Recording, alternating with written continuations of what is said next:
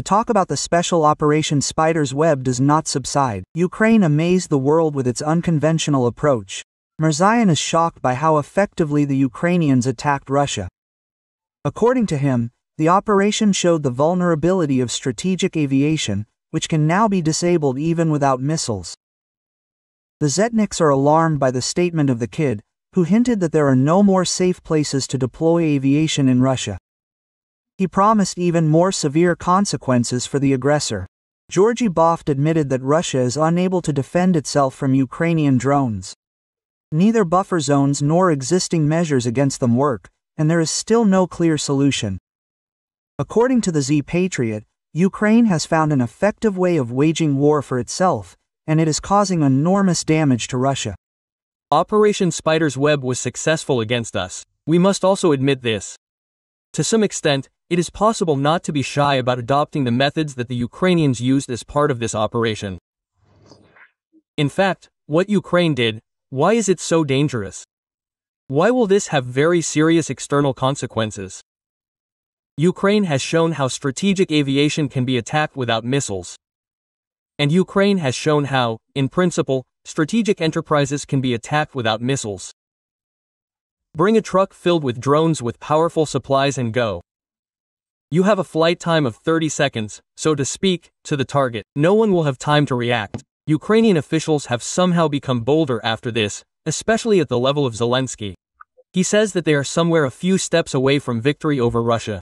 This is the first point, and in my opinion, the head of the terrorist organization of the SBU, Malyuk, a terrorist extremist, made a rather alarming statement. It is also important to talk about this. Where would we be without it? Because everything needs to be talked about everywhere. This is also related to the conversation about prohibitions. And there, a rather alarming quote I will tell you. The SBU will beat the enemy where he considers himself unreachable. We are working to surprise him with new surprises, no less painful than Operation Spider Web. Quote, those same air defense systems mean air defense systems, means of defense, much more expensive than means of attack. Drones, which cost several $100s each. And with, sufficiently massive Western assistance, they can be slapped together and sent in hundreds every day, to various objects, infrastructure, peaceful, civilian, military, all sorts. And this problem, it has not been solved, as we see, practically has not been solved at all. The strikes, which began for a minute only in 2023, the first drone flew to the Kremlin, and since then these strikes have only escalated. This problem has not been solved yet. Moreover, I am sure that it will not be solved by creating any buffer zone, because this buffer zone will have to be created up to Poland, up to the border of Poland with Hungary and so on.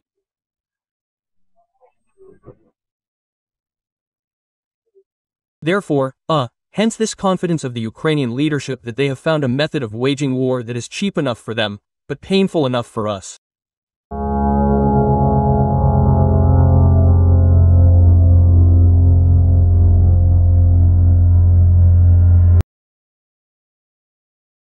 Chaos broke out in the studio after Sarukhanov's question. Does anyone really hope that aid to Ukraine will be cancelled? What do you think will happen next? Are there really any optimists in this studio who think that America will not extend this military aid package or provide a new one? In general, will abandon Ukraine and not help it? Does anyone really think so? Are there any such ideas? Yes, please. Is it really possible that Boris is just wondering what kind of aid there will be? You are absolutely right. Sarukhanov tried to convince everyone that aid to Ukraine will not stop.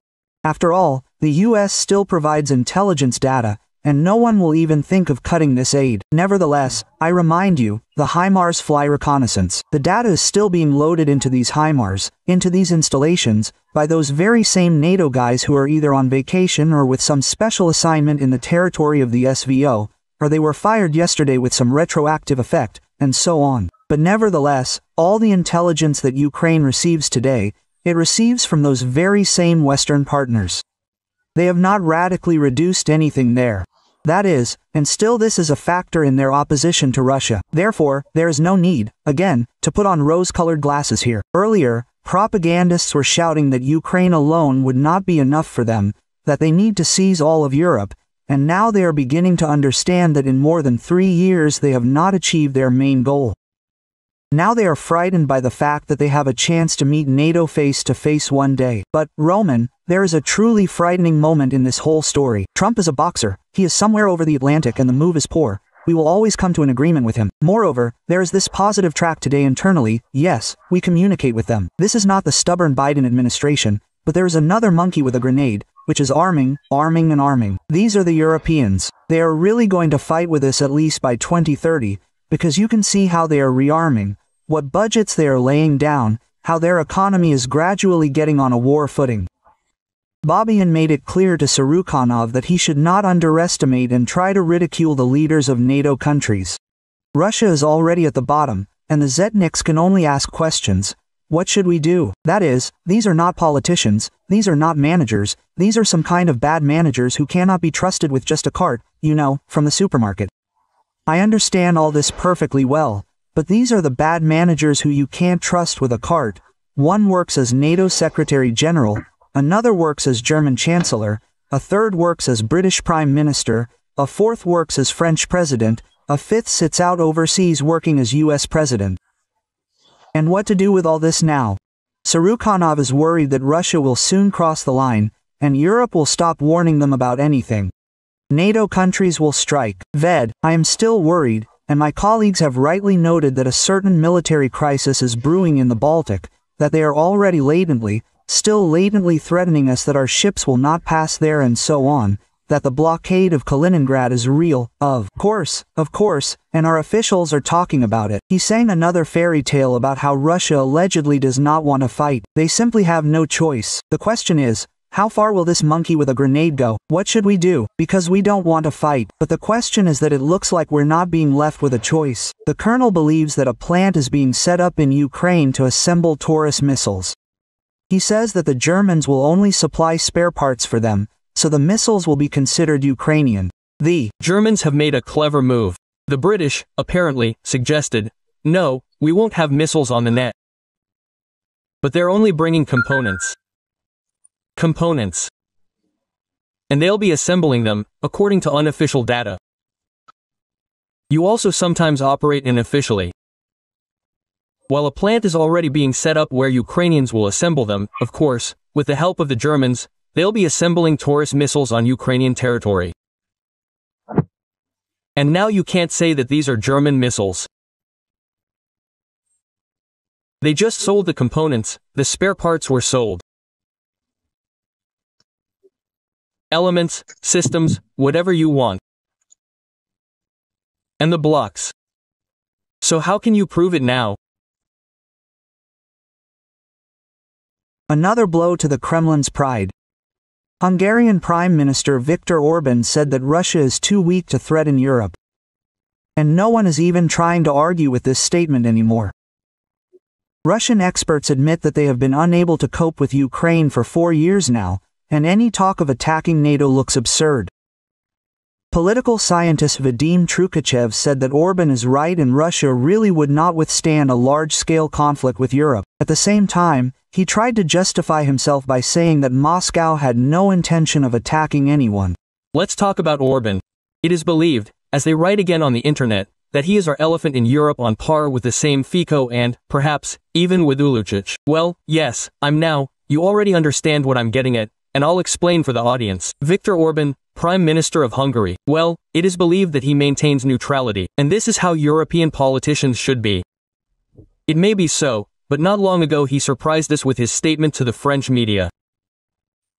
In general terms, what he said was this: I am not afraid that the war in Ukraine will spread to the rest of the world, because the Russians, well, are too weak for that. They can't even defeat Ukraine, so they won't be able to attack NATO. Quote, in Ukraine, first there needs to be a ceasefire, then peace. Neither the Europeans nor the Ukrainians will be able to come to an agreement with the Russians. Russia needs to make an agreement with the United States. A direct conflict with Russia is not at all what Hungary or the European Union needs. What he said is not the most pleasant words for us, that Russia is too weak, but he is right. Yes, we are not here to attack Europe. We are weak, of course. We don't need that. Why, strictly speaking, should we attack Europe? Yes, something that cannot, they say, even defeat Ukraine, but this is what we talked about, in the first part. By victory, we mean a very rapid advance to the west. Well, strictly speaking, here Orbit confirmed what I am talking about. Yes, until Russia liberates Kharkiv, Zaporozhye, they will think that we are weak enough, just to draw a conclusion from this. Orban Runta, these are the core confrontations of the European Union in recent years that are made different, yes. The organ, believes that if Russia is not so strong, then it is quite possible to negotiate with it. RUT believes that since Russia is not very strong, it is NATO. A similar position is held by Perebeshchak Mikhailo Nufrienko, who added that Russia has not achieved any of the key goals, including being unable to disable Ukraine's energy infrastructure. We have been destroying the enemy's energy structure for 3 seasons in a row. Have we destroyed it? No, there is even electricity in Kyiv. Not only in Kyiv, by the way. Yes, it is everywhere. He admitted that the strikes were ineffective, because they prefer not to strike at the enemy's logistics, but try to ruin the lives of the civilian population. We understand that the military-industrial complex enterprises and everything related to the war are supplied with electricity first. The population will be disconnected from electricity first. If something happens, the strikes that were carried out satisfied you for 20 seconds. There were strikes today too. Well, last night, 20 seconds short. I have no explanation for why we prefer to strike at the enemy's energy structure, and not at the enemy's logistics across the Dnieper. I have no answer for the third year. The fourth, that the analytics that are provided, they seek to justify the current state of affairs. There are no safe places now. I don't know what will happen next. A difficult protracted conflict with a very serious enemy. Russian television continues to admire Operation Web and is no longer embarrassed to admit that it was a complete failure for them. ZTV Venkor Alexander Kotso said that the strikes on their airfields cannot be called terrorist attacks, because they are military targets. What happened to our planes all over the country? I'll be honest, I'm not inclined to classify this as terrorist attacks. We are at war, after all. We are in a difficult protracted conflict with a very serious enemy. I'm not talking about the collective West now, I'm talking about the Ukrainians in their pure form, but because they are a very dangerous, cunning, inventive and insidious enemy. I'm also not a supporter of blaming everything on Western intelligence agencies. Many of our highly respected authoritative experts today say, it wasn't the Ukrainians who did this, it was Misha there, it was the SAD, it was the CIA. Listen, let's not turn our enemy, the heavy enemy we are fighting on the ground, into some kind of stupid monkey that is incapable of anything without its curators Mishesti or Masad. That's not true, and the Ukrainians are very inventive, very, cunning, as I already said. Some planes that we no longer make, well, like the Tu-95, for example, yes, the idea itself, the execution itself, it seems to me, is purely Ukrainian. And I would still say that this is sabotage, not a terrorist attack, because we are fighting, and they attack military airfields, not civilian ones. What happened in terms of execution? Yes, we see this, very, painstakingly prepared in conspiracy theories, conditionally conspiracy theories, sabotage, when, in a filmed warehouse, they prepared several trucks, which loaded up portable trailers, yes, in the roof of which devices were mounted, in which there were all the front-facing drones, controlled via cellular internet through GSM modules. There are a lot of questions. Firstly, well, we turned out to be completely unprepared for the fact that there is no rear with these technologies. The question of using FPV drones in the deep rear, but it was a matter of time. Here you go, this time has come. The question that we have also been discussing, but I don't know how many years. The question of protecting our aircraft at airfields. The question of physical protection.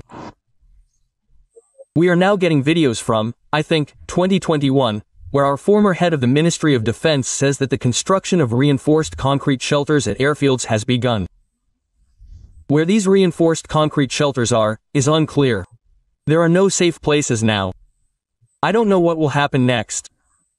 Maybe there will be a submarine base in Kamchatka, nuclear submarines, or in Vedevo, yes, in the Northern Fleet. Anything at all.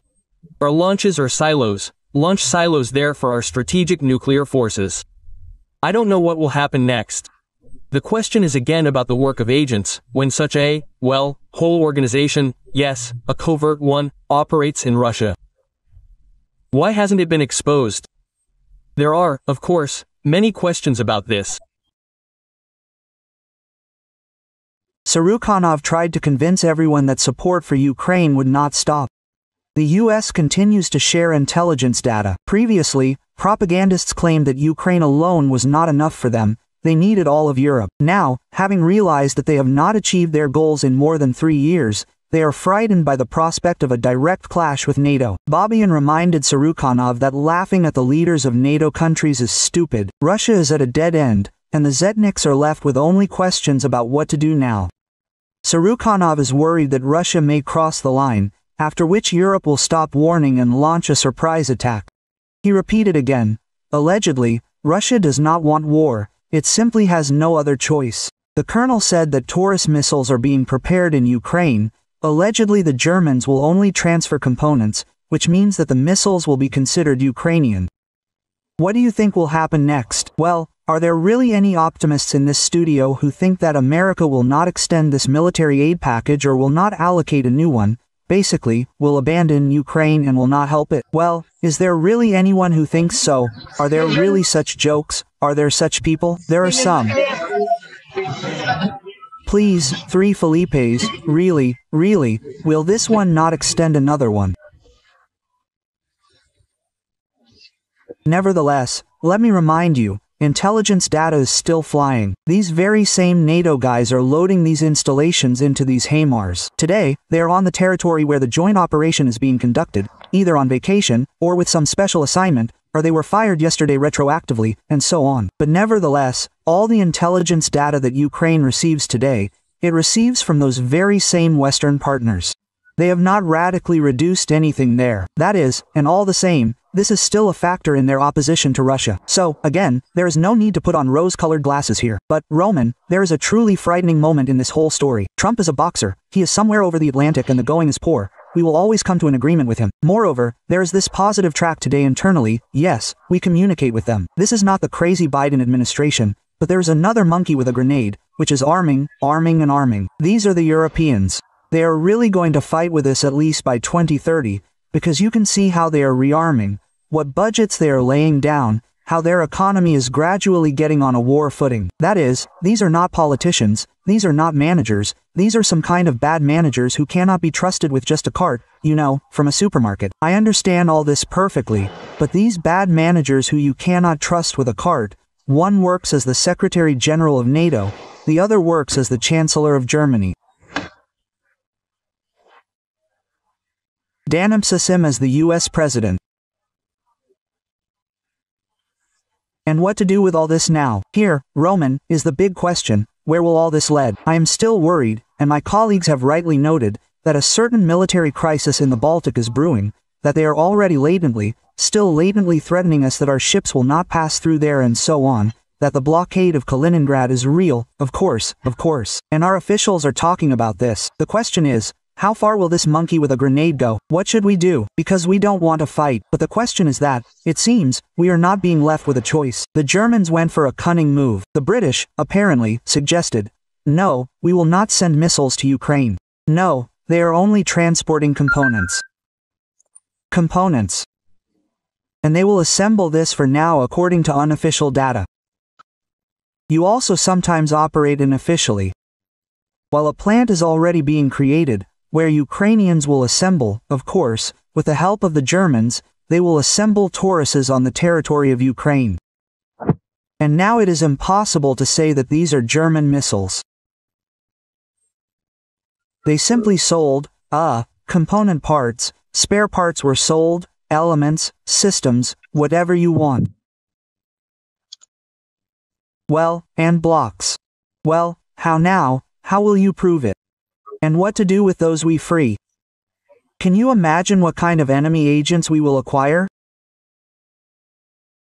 This has never happened before.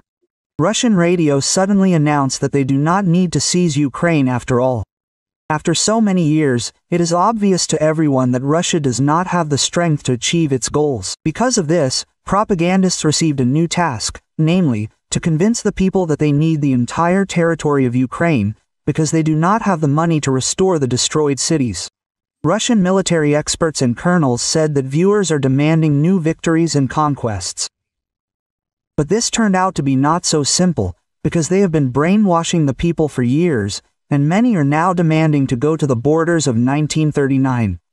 And propaganda has to find an excuse and explain that this is still impossible.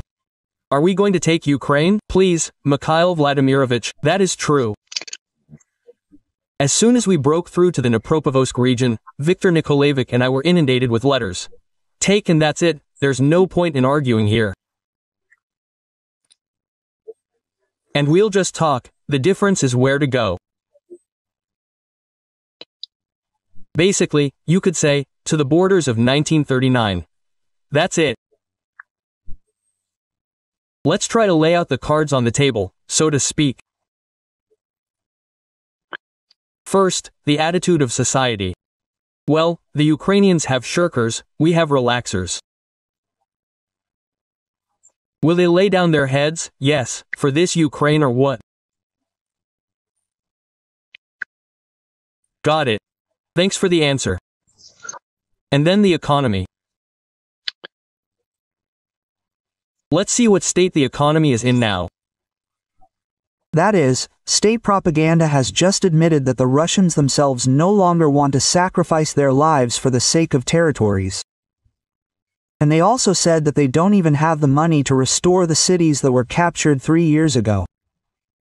And what can we say about new conquests? Mariupol.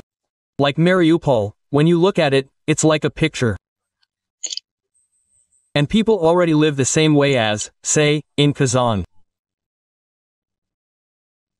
Not yet.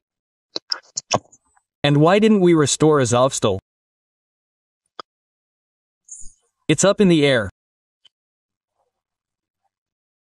It means there wasn't enough money and specialized forces that restore such production.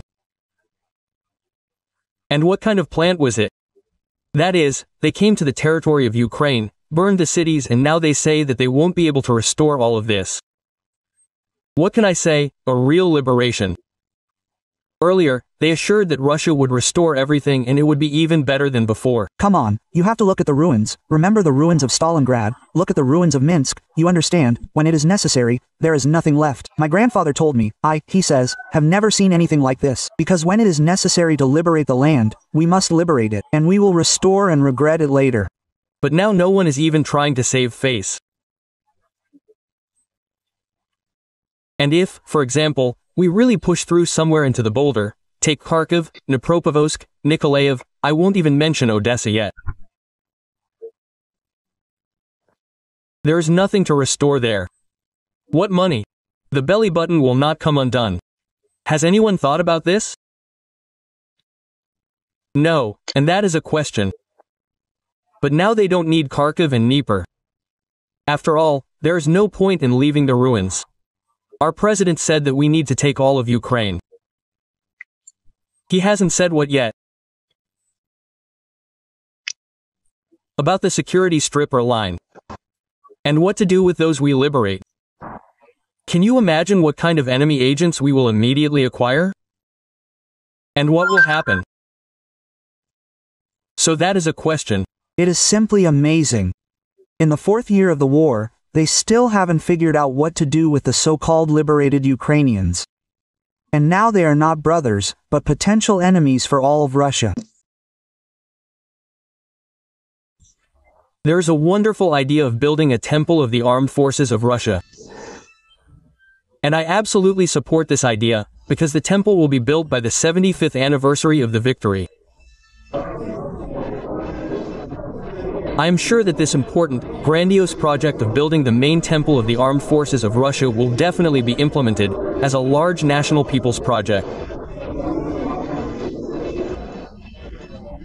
As a retired colonel, I fully support the initiative that arose within the walls of the Ministry of Defense and personally from the Minister of Defense Sergei Kozhegayevich Shoigu on the construction of the main temple of the Ministry of Defense of all military personnel on the territory of the Moscow region in Patriot Park.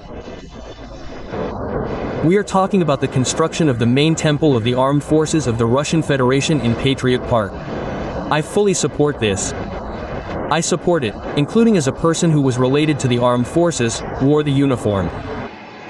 The temple that is planned to be built now by the whole world is primarily associated with the Great Patriotic War. But in general, this is a temple to our entire army.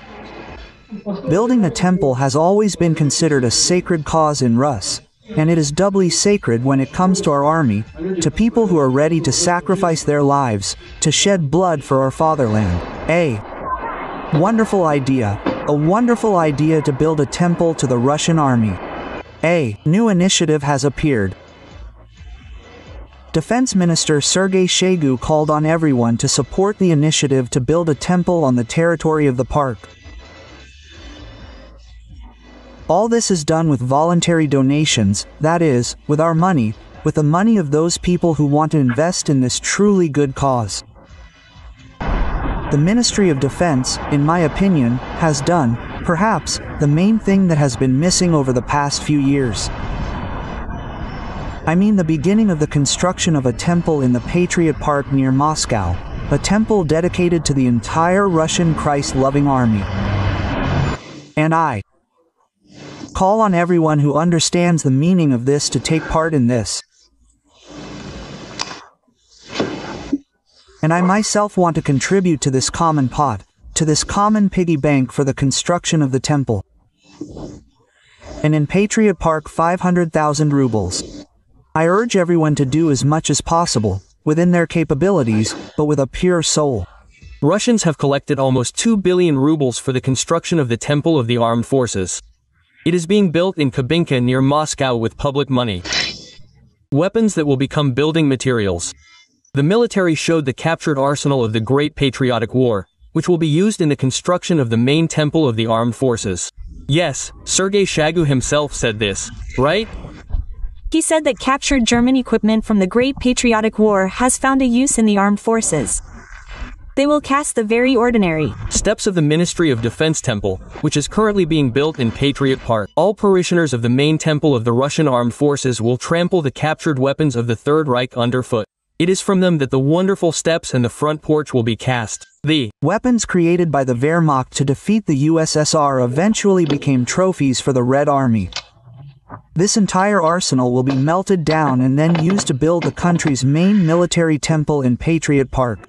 Construction of the main church of the Russian armed forces is underway in Kubinka near Moscow. The cross will rise to a height of 100 meters. The majestic temple is being built with public donations, and it will open its doors on the day of the 75th anniversary of the Great Victory. Vladimir Putin took part in the ceremony of consecrating the foundation stone of the main temple of the Russian armed forces. The service was held by His Holiness Patriarch Kirill of Moscow and all Rus. The construction will be completed in 2020, the 75th anniversary of the victory over fascism.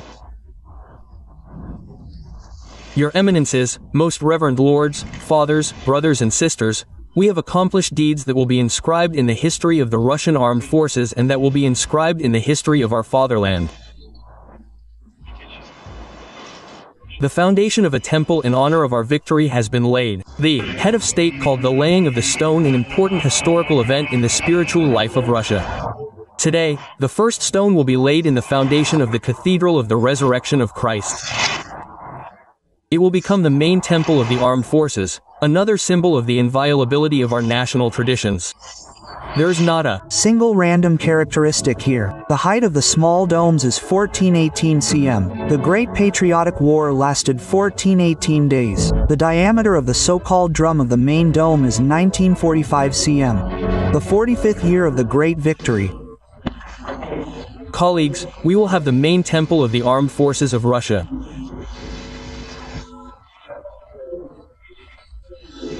I hope, colleagues, by the 75th anniversary of the victory in the Great Patriotic War, we will complete this construction, and we will have the main temple of the armed forces of Russia. Friends, hello to all.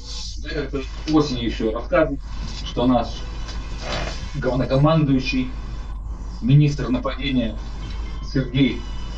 I once told you in the fall that our shitty commander, the Minister of Attack Sergei Kujabadik, Shoigu, began to build a magic temple, a huge one, a temple of the Russian military forces, where he would train combat mages and serve, accumulate mana, and where combat mages of the priests would also be trained, who would be thrown into the enemy's rear to send a curse on the state and steal mana from them.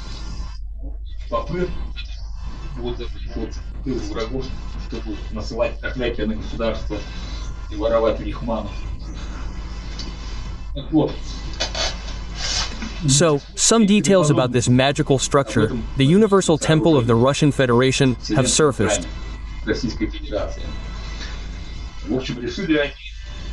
In general, they decided to cast the steps to this temple from captured Wehrmacht equipment. From tanks. From tanks of armored vehicles. Maybe planes will go there too.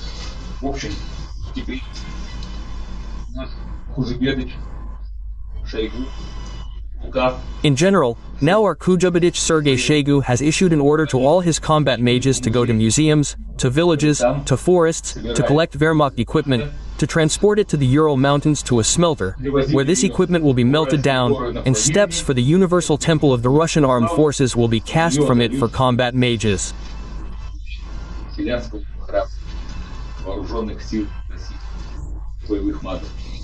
Well, accordingly, this is the first step of the step from Wehrmacht equipment.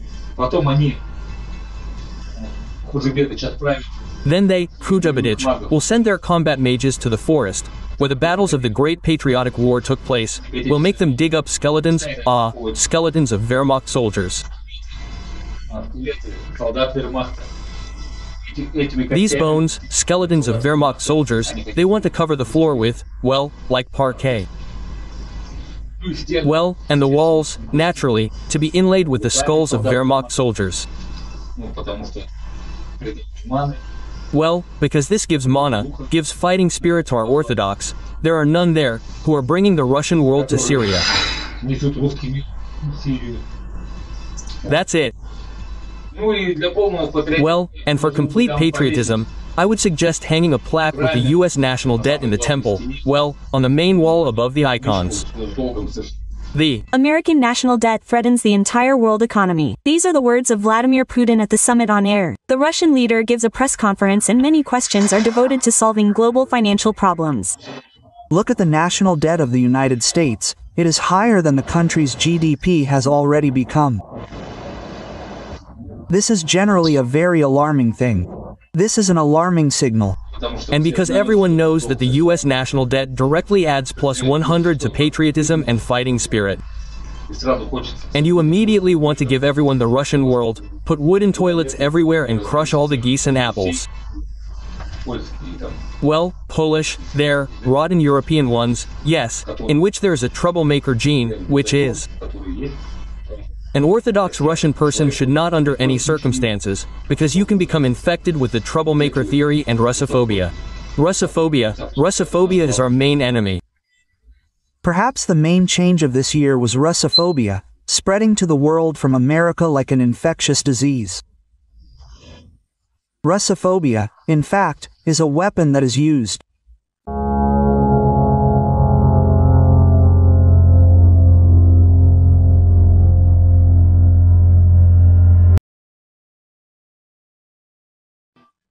They say guns instead of butter are bad. But what if they use missiles instead of butter? Or the story of how they ran out of a lot of butter there. Putin is rebuilding himself into the positions of the Golden Horde or Khan Kuchum. Well, what can you say? If the Lord wants to punish a state, he deprives it of its mind. In strategic terms, well, Vladimir Vladimirovich Putin has very successfully driven Russia's head into a soldier's boot or a Valenki. Well, we are lying there now and, accordingly, enjoying the smells. Apparently, the so-called SVO is gradually turning into a special economic operation in Russia.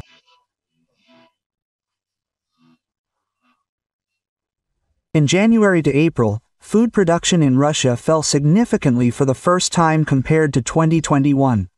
In annual terms, the indicators for the so-called Big Food 3 are 32.3% lower for sugar, 15.5% lower for butter, and 7.8% lower for flour.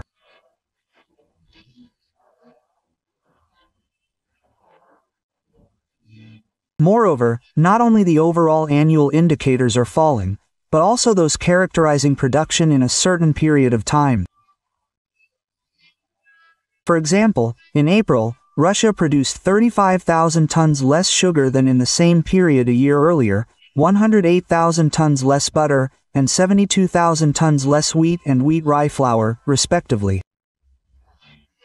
Have you noticed a decline in living standards lately? Yes, a significant decline. Goods are more expensive, especially food, and pensions, are not growing very much. Everything is getting more expensive. There is no increase, we are standing still. Yes, everything has become more expensive, especially housing and communal services have become more expensive and food products. A decline, yes, all 100% of the standard of living, that is, prices are growing for the worse. Housing and communal services tariffs are also growing. So, of course, it is felt, but pensioners' pensions are not really increasing. Formally, the Russian Federation is supposedly considered one of the leading producers and exporters of food in the world. And from this point of view, it would seem that it should not have any problems or difficulties with food. But, as it turned out, its agriculture largely depends on external supplies, from seeds to technologies for growing and processing agricultural products. Accordingly, under sanctions, its agriculture began to sag, who would have thought? To this were added crop failures of certain crops. This is understandable, as well as the peculiar, in other words, tough credit and monetary policy of the local central bank in the context of permanently growing war expenses. Loans for agricultural producers, simply put, became unavailable. Various programs to support the village began to dry up significantly or even cease altogether. For example, today, butter production in the Russian Federation has ceased to be profitable and is now staggering at the so-called break-even point, confidently trying to lean towards the minus. We have been told for many years how Putin, Medvedev, the security forces and United Russia kicked out Western companies and concerns from Russia, that is, all these General Motors, Huas, Hondas, Mercedes, BMWs, Caterpillars, everything that could be kicked out and saved Russia from occupation, from the squandering of resources. Remember, Putin said back in December on the direct line that if he had known that the war would last not 3 days, but 3 years, he would have taken this step. And he said that, of course, he would have taken it, because, let's say, if they had not gone to war, then, accordingly, Russia would have degraded there, lost its sovereignty and would have become a raw materials colony of the West. Now it turns out that we, decided to pull off this multi-move maneuver and are ready to say back. Take everything you want, all the mineral wealth, just lift the sanctions, return our palaces, castles, make us handshakeable again, so that they don't charge us for nullifying the Constitution, there, usurping power, falsifying elections, political repression. How are things in the village in general? Do you have any production? What kind? There are none. There used to be a collective farm. Everything was in disrepair. There is nothing. Russian agriculture is on the rise. Rodnovatsa has been completely destroyed. Kolko Druzhba was. There was a quarry. PMK plant was. 10 years ago I was better off than now. I stopped buying fish. I buy very little fish, because it is unbearably expensive. It was better 10 years ago. Now it is even worse. Every year it is getting worse and worse. We buy less meat. Well, basically we only eat pasta, yes, potatoes. Now you used to not pay attention to prices, it hurt, but now you look at prices. And what is characteristic is that I do not make all this up myself. But this is what the Russians themselves write. In this case, our former compatriot, and now half-Russian Igor Dmitriev, a former deputy of the Odessa City Council, citing the official figures of Rosstat. I am even afraid to imagine what is happening there unofficially, so to speak, in reality. Russia has finally caught up and surpassed America. The prices for many products in Moscow turned out to be significantly higher than in New York. Just compare these figures. The difference was tens, and for some products even hundreds of rubles. Some things turned out to be a little cheaper. But inflation in Russia last year was almost 10%, and in the USA it was below 3%. So we will soon overtake America here too. At the same time, the average salary in Moscow is 136,000 rubles. Against 579,000 rubles in New York. It turns out that Muscovites, earning 4 times less than New Yorkers, are forced to spend much more on food. In order for 140 million to be good, the war must end, because the war drives these 140 million into an absolutely horrific future. And it is almost impossible to return from this future. But for the one who is called the president, this is all completely wrong. It is important for him to maintain his position, and for this he is ready to sacrifice the remaining 140 million in tenders easily, simply without any stress. Therefore, yes, from the point of view of the Russian economy, it is better for the war to end, for soldiers not to die, for such gigantic amounts of money not to be spent on weapons. But this is such an abstract construction. And this topic really does not interest anyone.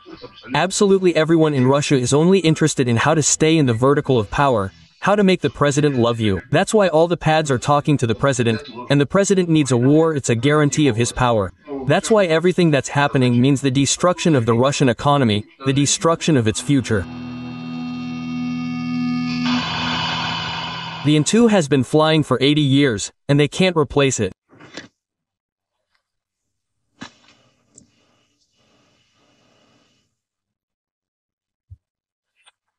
And in April of 25, a contract was signed with UZGA to refine the prototypes, and the design problems are being eliminated.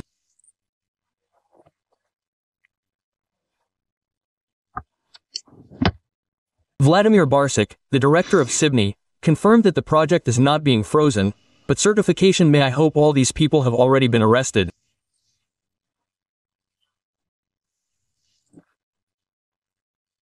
I just hope that the Ministry of Industry and Trade has already turned to the investigative bodies with all its might.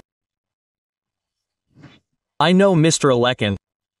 A very professional, very tough, very competent manager. I am sure that he will not tolerate this.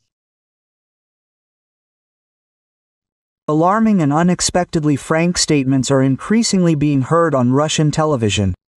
It was acknowledged on air that Donald Trump has not fulfilled a single key promise during his entire presidency. Moreover, it is now being openly stated that Europe is allegedly rapidly preparing for war with Russia, and the blockade of Kaliningrad is a very real scenario. Increased military spending, strengthening borders, and the deployment of new NATO forces along Russian borders are being discussed. Politician Vitaly Sarukhanov directly stated that, despite the change of power in the United States, Washington continues to actively help Ukraine, from supplying weapons to transferring intelligence, which is why hopes for improving relations with the new American administration have been completely destroyed. What do you think will happen next? But are there really any optimists in this studio who believe that America will not extend this military aid package or will not allocate a new one, in general, will abandon Ukraine and will not help it? Well, does anyone really think so? Are there really such brave people? Nevertheless, all the intelligence that Ukraine receives today, it receives from those same Western partners. They have not cut anything back there radically. That is, and all the same, it is still a factor in their opposition to Russia. Therefore, there is no need, again, to put on rose-colored glasses here and assume that the Americans really think so. Yes, they do not. Moreover, Trump really looks confused lately. He looks like a man who has really promised a lot, taken on a lot.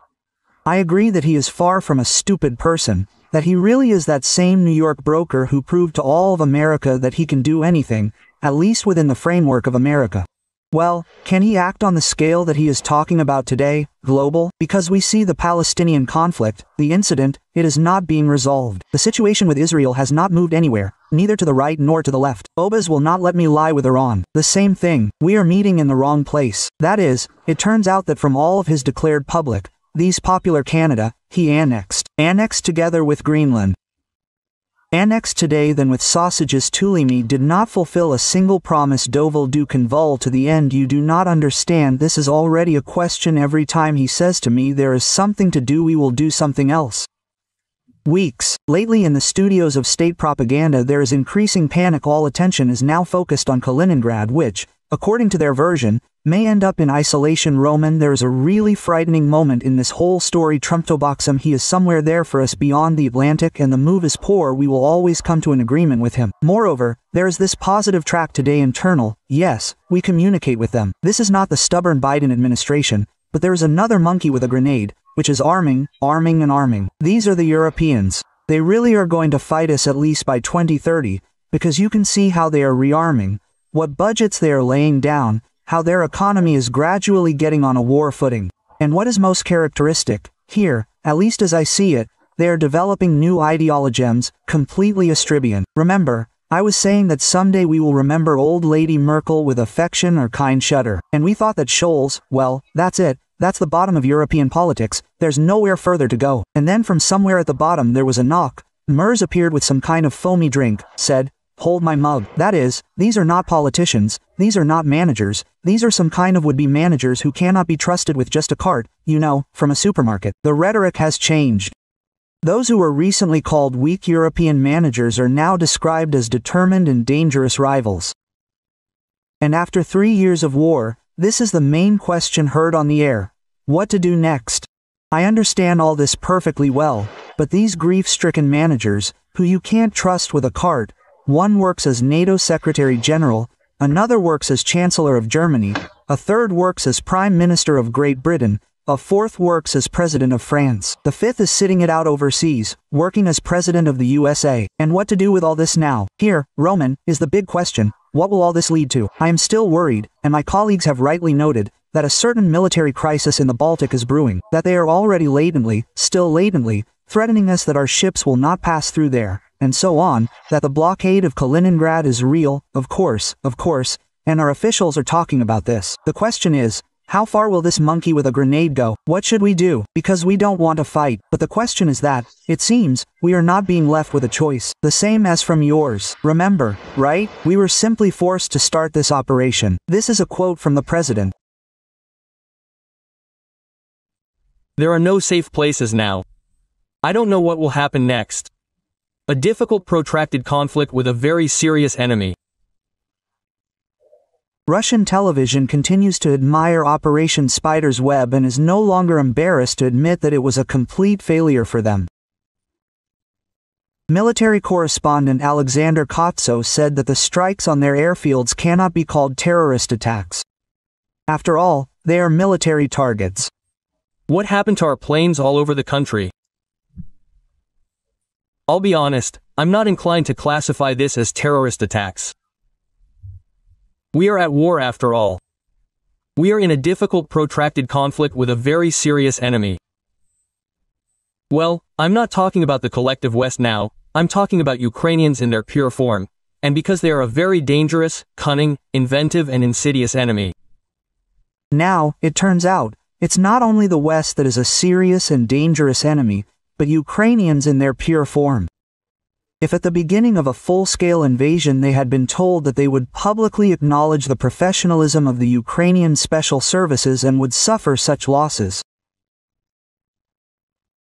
Z-Patriots would have only laughed, because his colleagues are still trying to convince the people that they are fighting the collective West, and that is precisely why they have been marking time for years. We are fighting NATO, you are ignorant, Nazis. But Kotz admitted that all this is a lie, and they cannot cope with the Ukrainian armed forces. I'm also not a supporter of blaming everything on Western special services. Today, many of our highly respected authoritative experts say, it was not the Ukrainians who did this, it was Misha there, it was the SAT, it was the CIA. Listen, let's not, make our enemy, a serious enemy with whom we are fighting on Earth, some kind of stupid monkey that is incapable of anything without the curators Misha or Masad.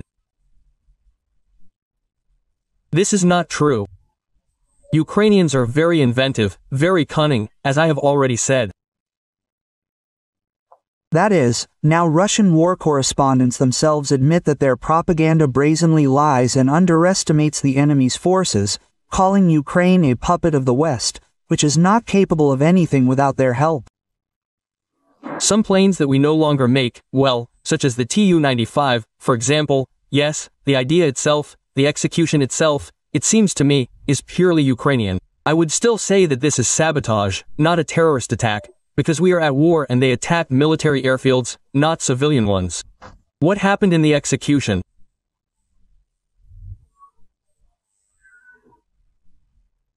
Yes, we see this, a very painstakingly prepared conspiracy theory conditionally conspiracy theory sabotage, when several trucks were prepared in a warehouse that was filmed, which loaded portable cabins, yes, in the roof of which devices were mounted, in which there were all-weather drones, controlled via cellular internet through GSM modules.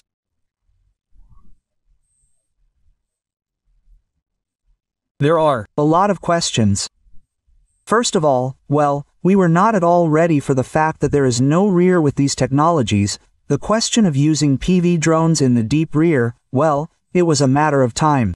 Here you go, that time has come. That is, according to the Kremlin war correspondent, as a result of Putin's wise decisions, Russia no longer has a rear, and there are no safe places left in the country. After all, Ukraine can reach anywhere and hit targets thousands of kilometers from the border. The question that we have also been discussing, but I don't know for how many years. The question of protecting our aircraft at airfields. The question of physical protection. We are now getting videos from, I think, 2021, where our former head of the Ministry of Defense says that the construction of reinforced concrete shelters at airfields has begun. Where these reinforced concrete shelters are, is unclear. There are no safe places now. I don't know what will happen next. Maybe there will be a submarine base in Kamchatka, nuclear, or in Vedyevo, yes, in the Northern Fleet. That's it, anything. Or launches or checkpoints of our strategic nuclear forces there. I don't know what will happen next, again a question about the work of agents, when such, well, a whole organization, yes, a conspiratorial one, operates in Russia. Why hasn't it been exposed? Of course, there are many questions about this. The operation is developing successfully in strict accordance with the pre-approved plans. There are no losses in the Russian armed forces. In Russia, the income of funeral companies has increased sharply. In January to April 2025, they earned almost 40 billion rubles, which is 13% more than in the same period last year. At the same time, the greatest income was received by funeral organizations in St. Petersburg. In the Moscow region, the total income of specialized companies also increased by 13% to 3 billion rubles. In the Krasnodar territory by 12% to almost 2 billion rubles. In Tatarstan by 16% to 1.1 billion rubles. What happened? Why is all this happening? According to Rostat, almost 663,000 people died in January to April, which is 4.5% more than in the same period last year.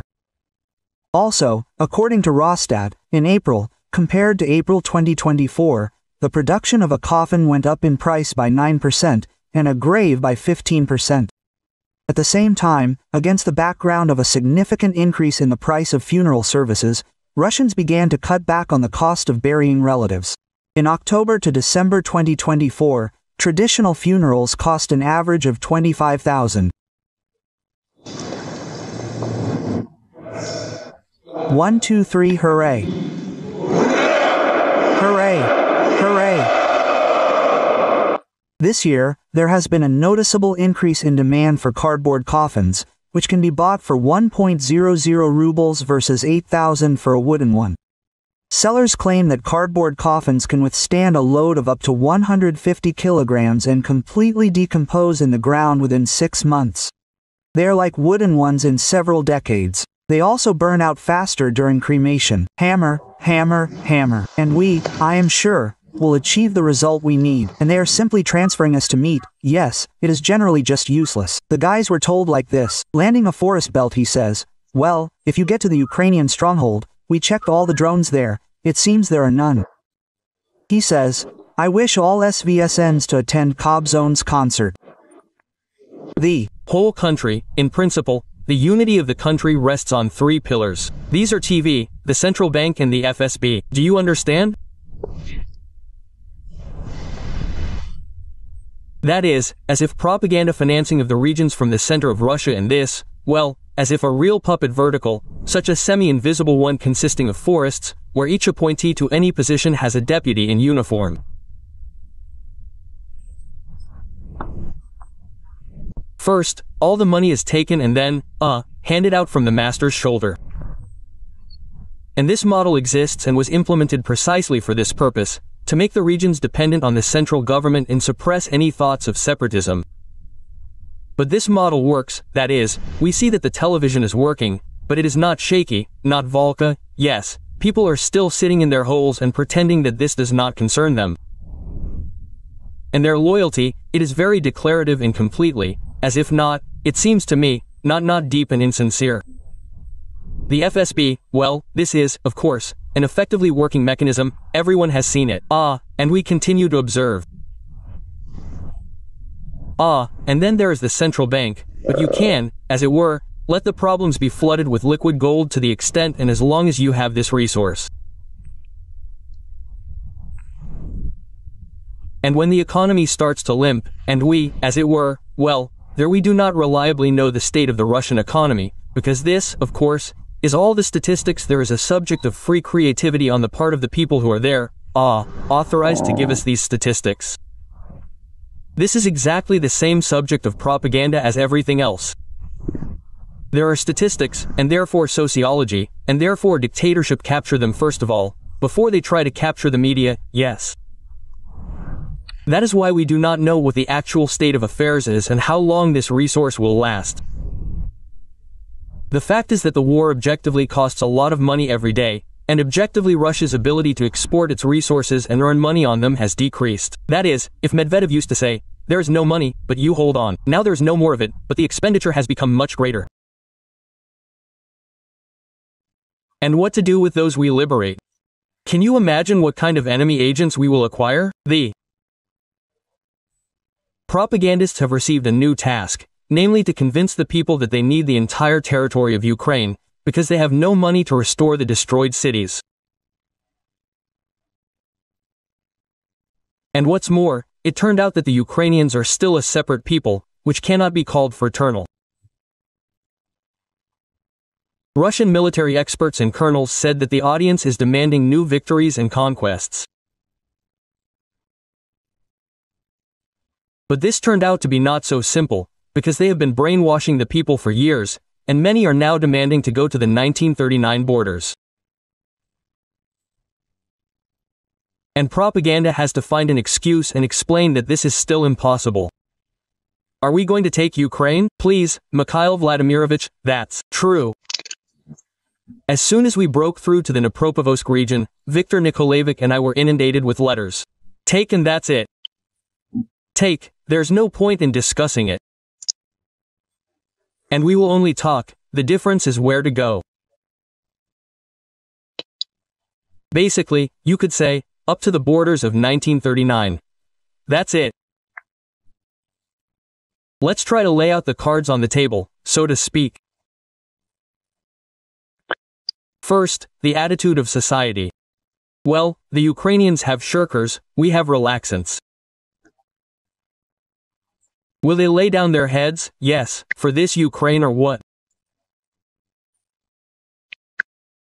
Got it. Thanks for the answer. And then the economy. Let's look at the state of the economy now. That is, state propaganda has just admitted that the Russians themselves no longer want to sacrifice their lives for the sake of territories. And they also said that they do not even have the money to restore those cities that were captured 3 years ago. And what can we say about new conquests? Mariupol, like Mariupol, just look at it, it's a picture, and people already live the same way as, say, in Kazan. Not yet. And why didn't we restore Azovstal? The question is up in the air, it means there wasn't enough money and forces. Specialized ones that restore such production. And what kind of plant was it? That is, they came to the territory of Ukraine, burned the cities, and now they say that they will not be able to restore it all. What can I say? The most real liberation. Earlier they assured that Russia would restore everything and it would be even better than before. You see, you need to look at the ruins, remember the ruins of Stalingrad, look at the ruins of Minsk. You see, when it is necessary, there is nothing left. My grandfather told me, he says, I have never seen anything like this. Because when it is necessary to liberate the land, we must liberate it, and we will restore and regret it later. But now no one is even trying to save face. And if, for example, we really push through somewhere into the boulder, take Kharkiv, Dnipropetrovsk, Nikolaev, I will not even mention Odessa yet. There is nothing to restore there. What money? The belly button will not come undone. Has anyone thought about this? No, but that is a question. But now they do not need Kharkiv and Dnipro, because there is no point in ruins after all. Our president talked about taking all of Ukraine. No, so far he talked about what? About the security strip or line. And what to do with those we liberate. Can you imagine what kind of enemy agents we will immediately acquire? And what will happen? So that's a question. It's simply amazing. In the 4th year of the war, they still haven't found out what to do with the so-called liberated Ukrainians. And now they are not brothers, but potential enemies for all of Russia. Will he hold the 3rd round of these negotiations at the end of June or not? What difference does it make? And who will there be to negotiate with? Well, Andrei Anatolievich, ask for real. Someone else is still worried, it will pass. Now they are worried about what we will hit and how we will hit, especially since it was said that we will hit. He says, no, I'm interested. But the third one, no, let's separate the two tracks. Negotiations are one thing, let's hold on for a minute is another. Did we confirm, or what, that this will be? What to talk about? Talk about what? Round 3. What to talk about? Memoranda have been exchanged. So, what? What are you talking about? In practice, the Russian military has bristled and is pushing through plans for a long war, aimed, among other things, at depriving Ukraine of access to the sea. However, the capture of Odessa seems to be a medium-term goal. At the current stage, Putin is focused on terrorizing Ukrainian cities throughout the entire depth of the country's territory, as well as organizing an offensive to capture parts of the Sumy and Kharkiv regions, even in the form of territories completely destroyed in terms of infrastructure and depopulated in demographic terms. But the radical militarists are again proposing to organize a circus with referendums in the newly occupied territories.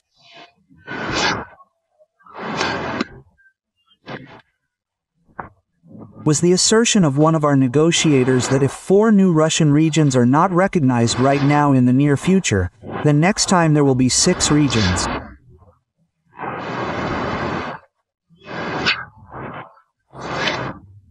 This phrase sounded inside. We can confirm this. Moscow is not at all afraid of the verdict of the ineffective, effectively dead UN. They also don't give a damn about Secretary General Guterres' offer to become a mediator in new peacekeeping attempts. Yes, however, there are a lot of questions, including where the general peacekeeper of the planet has been for more than 3 years. Frankly speaking, a new negotiating show with his participation does not inspire any optimism. Moreover, in terms of information, UN peacekeeping can be a cover for expanding Russian aggression. But these people are sitting from head to toe in. Here are all these airfield commanders, FSB directors, service, this Narishkin, this Patrushev, and they think like this, that is, we have screwed up everything. So who can we punish? Everyone. We all need to be punished, or let's maybe send Putin home already. Well, since that's the story, now if we finish Putin off, as it were, and finally resolve the Putin issue, then all this will be forgotten. This whole life will start all over again. It will turn out that he is guilty, but there will be someone to blame. The Kremlin veteran himself had an ambivalent attitude towards his own military due to the fear of a military coup, similar to the notorious Wagner March in June 2023. For this reason, in Russia, the generals look like bastards with the heroes of the SVO. Actually, all this is a projection of Putin's fears, which see threats to their dictatorship in everything and everyone. And where should the sanitary zone end? Well, it won't go near Kharkiv, apparently. It should end somewhere near the Carpathians. Oh well, exactly, the Atlantic. By the way, if anything, I'm ready. If necessary, right now, in my free time from the air, I'm ready to serve the motherland in any capacity. Ask for his book tomorrow in the section for those with early dementia or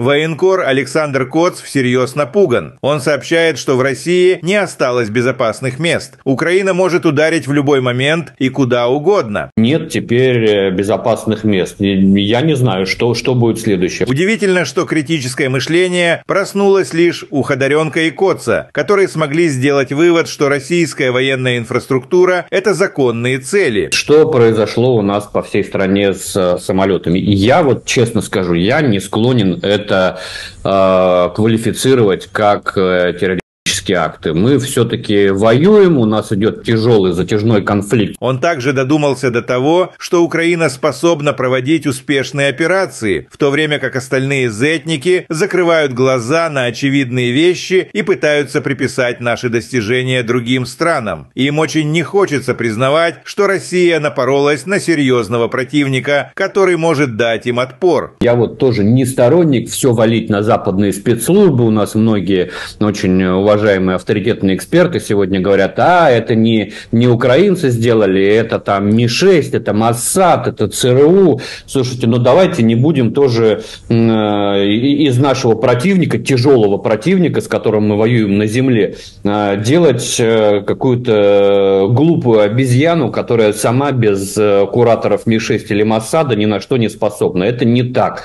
Украинцы очень изобретательны, очень хитры. Коц продолжает блистать умом. Понемногу до россиян начинает доходить, что они до сих пор не готовы защищать свою инфраструктуру от ударов. Вопросов очень много. Во-первых, мы оказались совсем не готовы к тому, что тыла нет. При вот этих технологиях вопрос применения FPV-дронов в глубоком тылу был вопросом времени. Вот, пожалуйста, это время настало. Военкор сообщил, что россияне начали замечать обещания укрыть российские аэродромы, которые не были выполнены. У нас сейчас достают ролики 21-го, по-моему, года, где у нас бывший руководитель Министерства обороны говорит, что началось строительство железобетонных укрытий на аэродромах. Где эти железобетонные укрытия? Полковник объяснил своим зрителям, что Россия не может ликвидировать ракеты, которые поставляются в Украину. Ой, я легко вам скажу, что надо делать. Эти заводы надо уничтожать. Хоп, и все. Кнопку нажал, баронец, ракета полетела, заводика нет, да? А почему же не уничтожаются? Ведь уже другие ракеты подвозили целыми эшелонами, караванами везли на Украину. И вы нас запытывали, баронец, не лезь по корягу, не виляй хвостом, говори, почему не уничтожаем. Я отвечал честно и прямо. Или не можем, или нет команды. Второе, мне кажется, смешным. Такого не бывает. Далее зетник объяснил, что российская разведка и близко не сравнится с украинской. Странно, что в России еще никто не догадался, что российские спецслужбы должны быть заняты раскрытием секретных операций, а не преследованием россиян за плохие высказывания в сторону Путина. Я чрезвычайно уважаю разведку. Я когда-нибудь поговорю, мы можем ее хвалить. Это доблестнейшие люди. Это в какой-то мере для меня разведка такая святая структура. Но ведь прокол уже вагон и маленькая тележка, да? Начинаешь с того, что как были просчитаны возможные результаты начала специальной военной операции, а потом дальше. А потом мы вдруг стали думать, чесать репу, что у нас нету разведывателей структур на территории Украины. Да. А тут в России как в шею бездомной собаки этих вот самых разведчиков, завербованных специальной службой безпеки Украины. Это же правда. Ну, согласитесь, что тут Украина очень сильно постаралась, а теперь мы волосы на голове рвем. Соловьев заявил, что в России до сих пор отсутствует эффективная система противовоздушной обороны. Его возмущает тот факт, что массовые группы дронов беспрепятственно долетают до Москвы. Военный эксперт подтвердил, что в стране почти не осталось ракет и установок. Их попросту не хватает для защиты такой огромной территории. Возникает закономерный вопрос. Зачем Россия стремится захватывать новые земли, если не в состоянии обеспечить безопасность даже собственной столицы? Тем временем Соловьев продолжает искать виновных и, по всей видимости, снова требует жестких мер. Военблогер Евгений Гольман также выражает недовольство, заявляя, что на фронт направляют неисправную технику, которая не приносит никакой пользы. С критикой выступает и Калашников. По его словам, завод «Артем» продолжает работу даже после 6 ударов, а сами удары он считает бессмысленными. Он сомневается, что Россия вообще способна точно попасть в цель. Но меня вот что удивляет, знаешь, Андрей Александрович, меня удивляет, когда я смотрю, как мы каждый раз там страдаем от их налетов вглубь нашей территории и не делаем элементарных выводов. И для того, чтобы долететь куда-то, они должны пролететь большое количество там областей. То есть, ну, все же понятно. Неужели сложно тихо и спокойно выставить систему, позволяющую сбивать, знаешь, там, первую область ближнюю пролетели, там, 10% сбили, еще 10%, еще 10%. То есть, уничтожать по мере продвижения. Не говорите, ой, над нами пролетели. То есть, делать эшелонированную, разумную систему. Плюс, сколько мы будем еще делать вид, что лазера не существует? Израильтяне вовсю уже работают, там, сбивают БПЛА лазерами. Китай там предлагает все эти технологии. Мы, пионеры в вопросах лазеров, где эти установки у нас? Где? Владимир Владимирович, ну а мы находимся в дефиците средств поражения противовоздушных, как в ракетах, так, собственно, и в установках. Это реальная проблема. Территория у нас очень большая, обширная. И, к сожалению, западные спутники военные, которые предоставляют карту радиолокационного покрытия, особенно в военных диапазонах, там назовем, они позволяют определить свободные зоны от наших комплексов ПВО, где можно проскочить. И, собственно, из-за этого строится маршрут. А как могут быть зоны свободные? Что мешает делать ПВО подвижным? Оно и есть подвижно, оно постоянно перемещается, мы постоянно Конечно. его меняем, да, и находим, и делаем так называемые засады, то есть на местах движения выставляем, но, к сожалению, я говорю, они доуточняют эту обстановку. Поэтому какие-то комплексы маскируются и не включаются в этот момент, когда идет проход. Какие-то начинают работать, то есть, условно, только дежурные какие-то средства, какие-то работают. Знаешь, Саш, я, честно говоря, в бешенстве. Я когда читаю хохлядскую пропаганду о том, что они в очередной раз нанесли удар по какому-нибудь нашему объекту в глубине, я вспоминаю твои посты на эту тему. Сколько лет мы об этом говорим? Кто вообще отвечает за общую систему ПВО в стране? Элементарные вещи. Там несколько тысяч километров летит эта хрень. Это вещи настолько простые, настолько базовые. По поводу автомобилей, которые передавала нам Омская администрация всяких областей. Ребята, не позорьтесь, вы за все это время передали только эту тачку, которую мы даже ремонтировать не стали, потому что она уже столько сама не стоит. На самом деле мы устали ремонтировать это говно, ведра с болтами. Я знаю глав администрации, которые по 5-7 автомобилей передают в месяц, но это не Омская область. Поэтому заберите свое говно и жуйте его дальше сами, позорники, блядь. А то придумали, где, куда вы ее дели, да вон она стоит, блядь. На, никому не нужна. Сообщает о том, что бьют по заводу Артема. Там, где Альгу, по-моему, делает систему залпового огня, если не ошибаюсь, ракеты там собирают. На моей памяти, по-моему, 6-й удар по заводу Артема. И как мы с вами предупреждали в прошлой передаче, да, в одной из прошлых передач, так заводы не вводятся в строй. Видите, он работает. Для того, чтобы вывести завод на полгода, помните, мы показывали, нужно несколько десятков уложить, несколько десятков крупных боеприпасов в определенном порядке. Как во время войны бомбили, да, туда не было крылатых ракет. И этого же не случилось. Ну и что толк? Вот по Артему вы стукнули в очередной раз. Я могу предсказать, что он будет снова, так сказать, возобновить свою работу. Что это за странное возмездие? Почему оно, как говорится, мимо цели фактически? У каждой страны есть центральный, там, национальный банк и прочее, прочее. Вот эти цели, они не поражены. И поэтому, получается, вы бьете из пушек по воробьям. А то, что Киев окуривается дымом, знаете, от дыма, собственно говоря, возмездие не получается, друзья. У нас выбора не было. Они бы напали на нас, и было бы все в 10 раз хуже.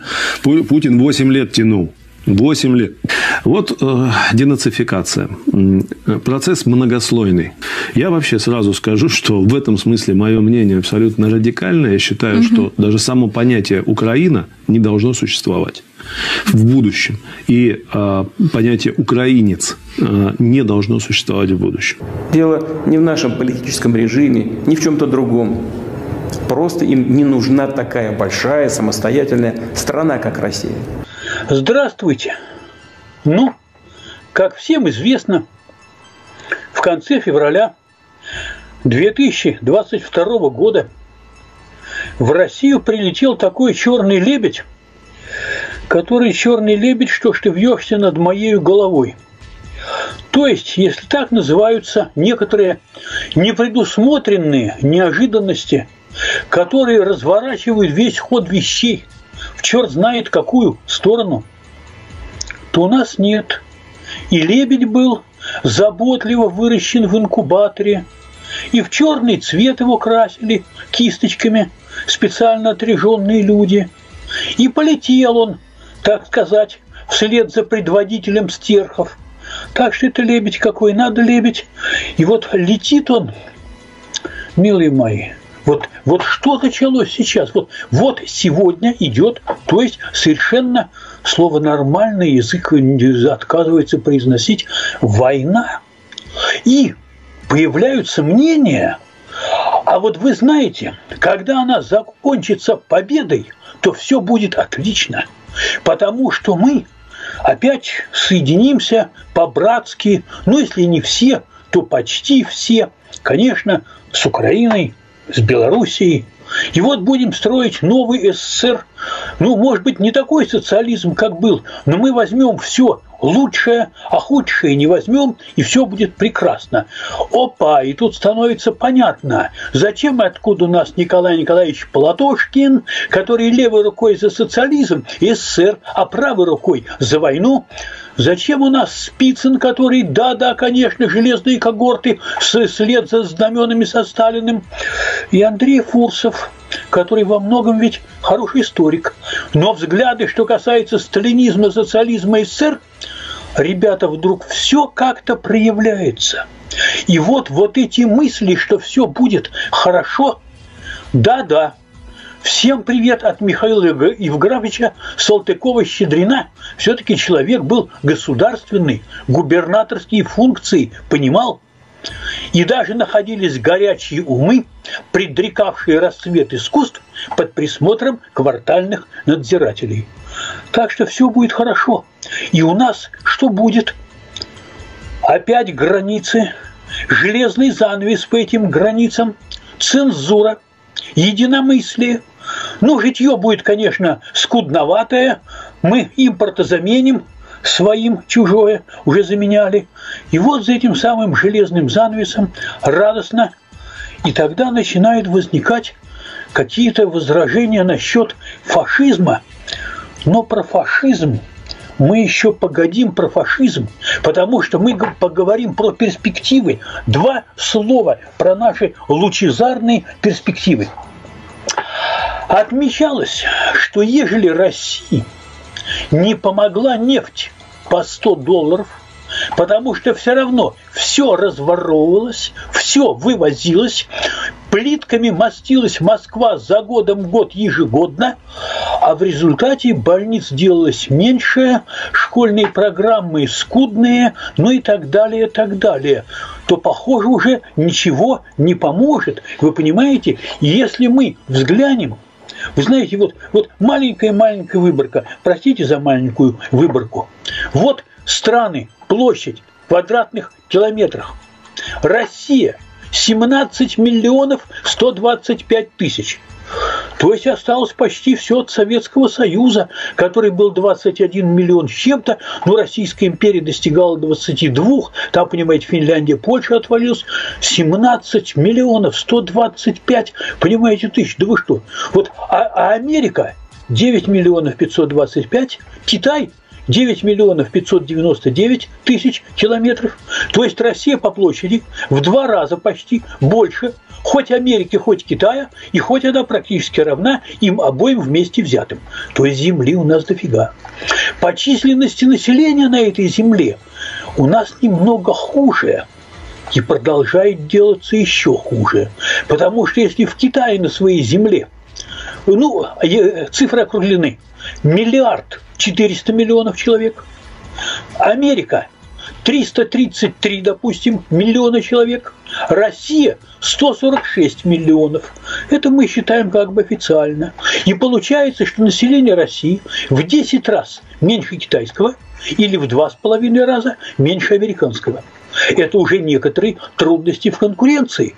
При этом плотность населения, то есть то, что называлось в Третьем рейхе, простите, жизненное пространство. Ну, для понятности, чтобы было где жить, где селиться потомкам, которых станет больше, где хозяйствовать. Вот в Китае на квадратный километр 140 человек, в Америке 32 человека, а в России 8,5 человек на квадратный километр. И Россия по площади населения, то есть по плотности, здесь правильно сказать, по редкости населения, или по плотности, занимает в мире 180-е место из 194 государств. То есть Россия заселена очень редко на своей огромной площади. Это означает, народу мало, есть куда размножаться, не размножается, уменьшается. А что касается замечательной деятельности экономической, то вот вам ВВП. Причем в этот ВВП мы всчитываем что? И нефть, и газ, и титан, и алюминий, и все сырье на свете. И получается, тем не менее, что у Китая ВВП 25 триллионов долларов годовых, в Америке 21 триллион, в России 4 триллиона. Это получается во сколько? В 6 раз меньше китайского, да? И доля от мирового ВВП в Китае 18,5%, в Америке 16%, в России 3%. То есть здесь очень трудно быть супердержавой. То есть, понимаете ли, вот если по площади, то запросто, а по всему остальному, а вот что касается научной мысли, которая не дремлет. Подается заявок на патенты. Это, по-моему, на 2020 год. В Китае это было 1 330 000 заявок в год, или 40% от всех мировых. Китай, то есть это Китай. Америка 522 000 заявок на патенты в год, или 16%. Россия 29 000, или 0,9%. Это получается в 45 раз меньше, чем в Китае, или почти в 20 раз меньше, чем в Америке. Вы о чем говорите? Это с такими данными будем строить социализм, а это нефть была, я повторяю, по $100, и сколько газ стоил, и сколько все остальное, и все это все прекрасно знают. Все это не внушает никаких радужных перспектив. То есть, понимаете, берите вы с собой социализм, капитализм, модернизм, архаизм, еще что-нибудь. Не получается, вы понимаете, не получается. Вот почему не получается и как это может быть связано с фашизмом, это момент очень интересный. Оно ведь шло как? Оно шло очень просто. С самого начала, смотрите у нас, простите, что я опять с самого начала, очень коротенько. Если мы возьмем конец 91 года, начало 92 года, какие были силы, которые стремились вперед по той дороге, которая была проложена? Бандиты, которые желали обогащения любыми средствами. Красные директора, партийная номенклатура, которые желали приватизировать. Это определенный сигнал, который они посылают, что как бы они будут и дальше пытаться сопротивляться.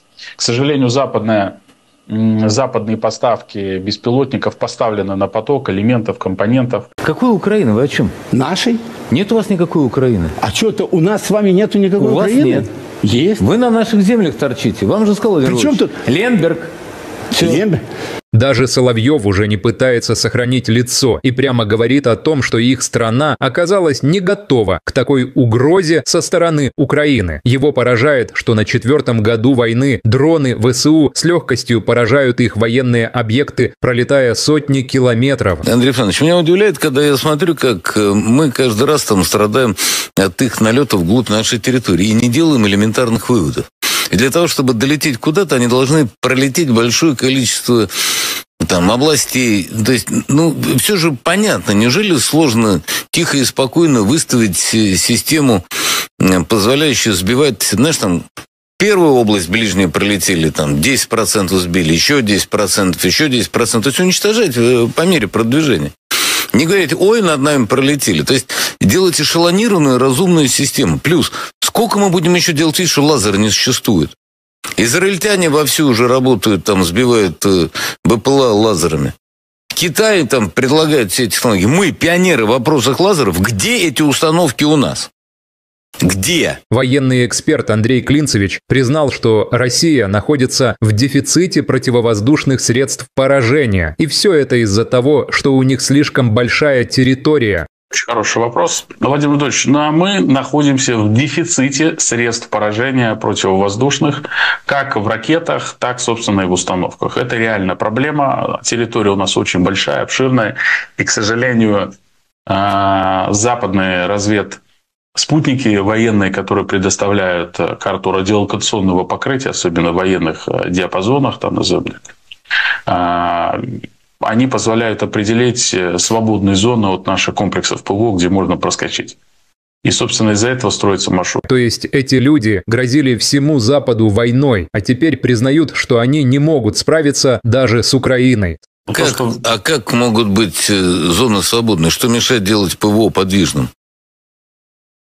Оно и есть подвижно, оно постоянно перемещается, мы постоянно его меняем, да, и находим, и делаем так называемые засады, то есть на местах движения выставляем, но, к сожалению, я говорю, они доуточняют эту обстановку.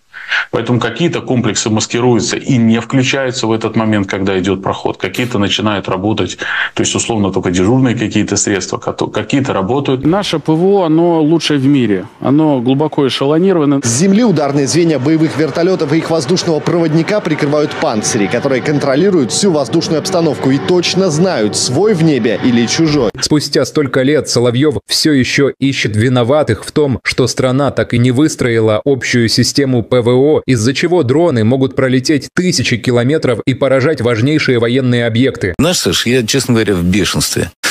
Я когда читаю хохлядскую пропаганду о том, что они в очередной раз нанесли удар по какому-нибудь нашему объекту в глубине, я вспоминаю твои посты на эту тему.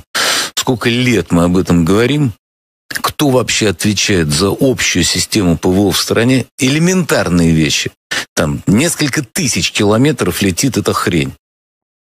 Это вещи настолько простые, настолько базовые. И, видимо, Соловьева настолько это разозлило, что он решил сам послужить родине. И если очень надо, то он, конечно же, пойдет на фронт. Кстати, если что, я готов. Если надо, вот прям хоть сейчас, в свободное от эфира время, готов послужить родине в любом качестве. Дед старый. Но если что... Есть еще порох в пороховницах. Так надо ведь. Минобороны бы с удовольствием его приняли. Но все это победобесие заканчивается лишь на словах. Хорошо видно? Это британская НЛАУ. Тынц-тынц, смотришь и работаешь. 95-е, 22-е. Потери несоизмеримы ни с чем. Видео, которое появляется оттуда, снимают срочники. А можно его расстрелять, этого срочника? Вот вывести эту сволочь и перед строем просто расстрелять, как предателя Родины, который просто сейчас работает в интересах врага. Как вообще фуры прошли? Кто их осматривал? Сама фраза: «Ой, я не знал, что я везу в фуре». А где ты ее подобрал? А кто ее загружал? Я не знаю. Вот сама формулировка. Вслепую перевез. А ты не смотрел, что у тебя есть? Ты когда документы принимал, тебе не открыли, не показали? Что за дурака включать? А как ты прошел посты ГАИ, взвешивание? Вот все как? Это на 4-й год войны. Это кто за это будет отвечать? Вот самолет догорает. Один.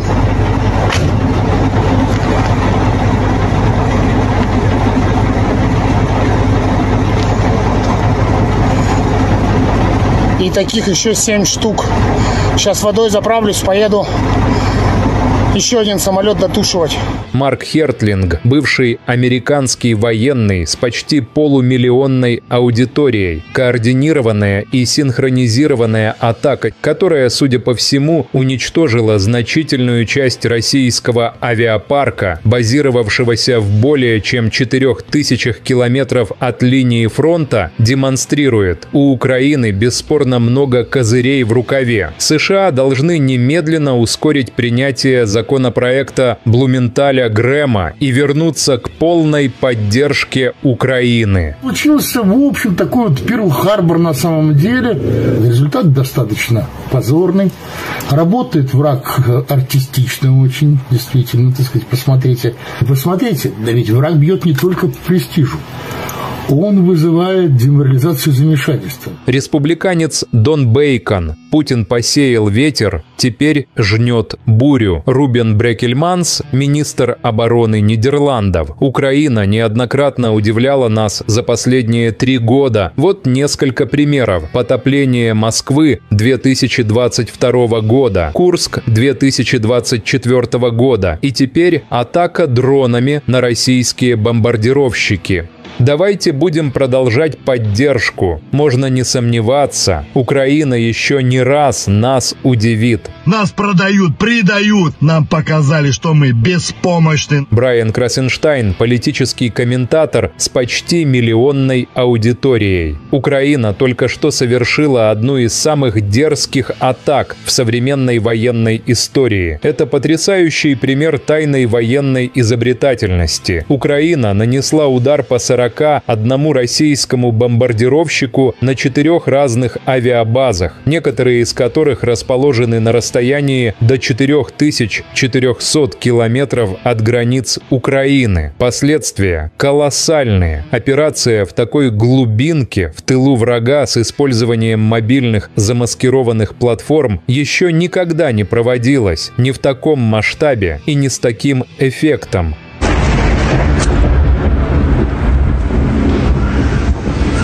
Это дрон летел. Мы все лохи. Лох — это не любителевского хоккея. Лох — это по жизни.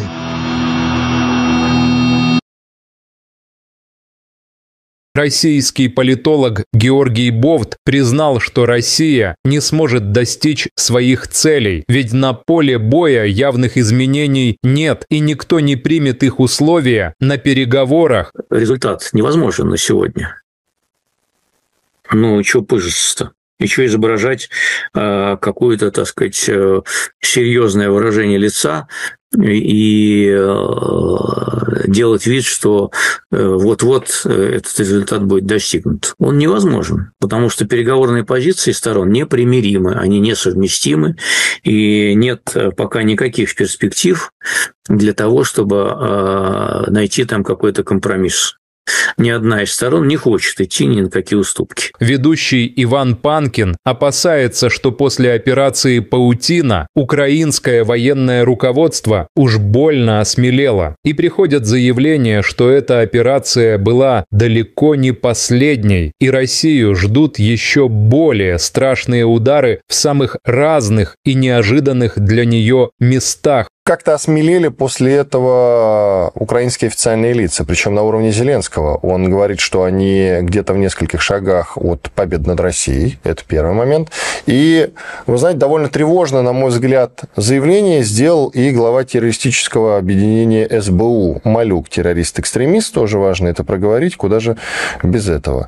Потому что вот все везде надо проговаривать. А там, вы знаете, довольно тревожно, еще расскажу, цитата. «СБУ будет избивать врага там, где он считает себя недостижимым. Мы работаем над тем, чтобы удивить его новыми сюрпризами, не менее болезненными, чем операция «Паутина», та самая».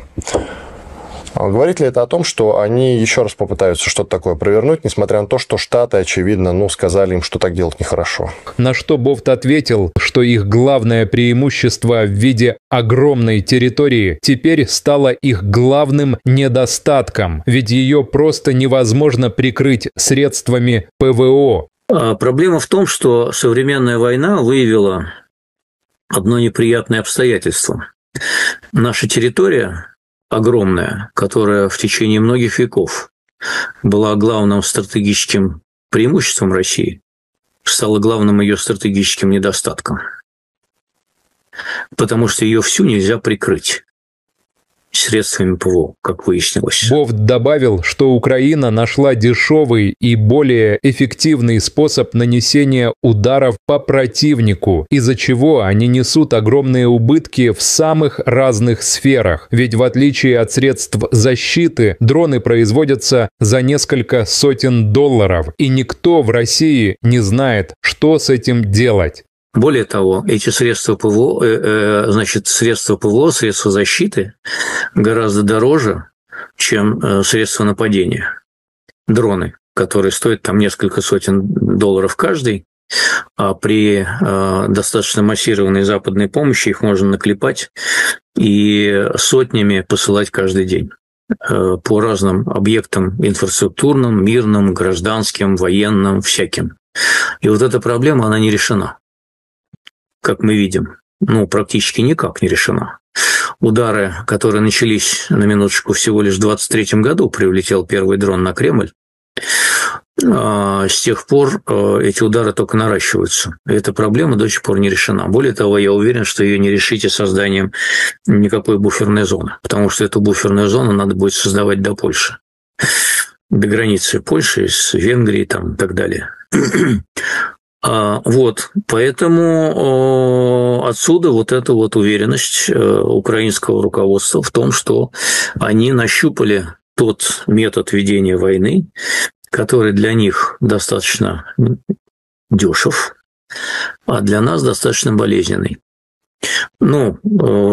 Огромные убытки несет гражданская авиация. Вот еще несколько месяцев наращивания таких ударов, и у нас гражданское авиасообщение на европейской территории будет парализовано. Это экономический ущерб огромный.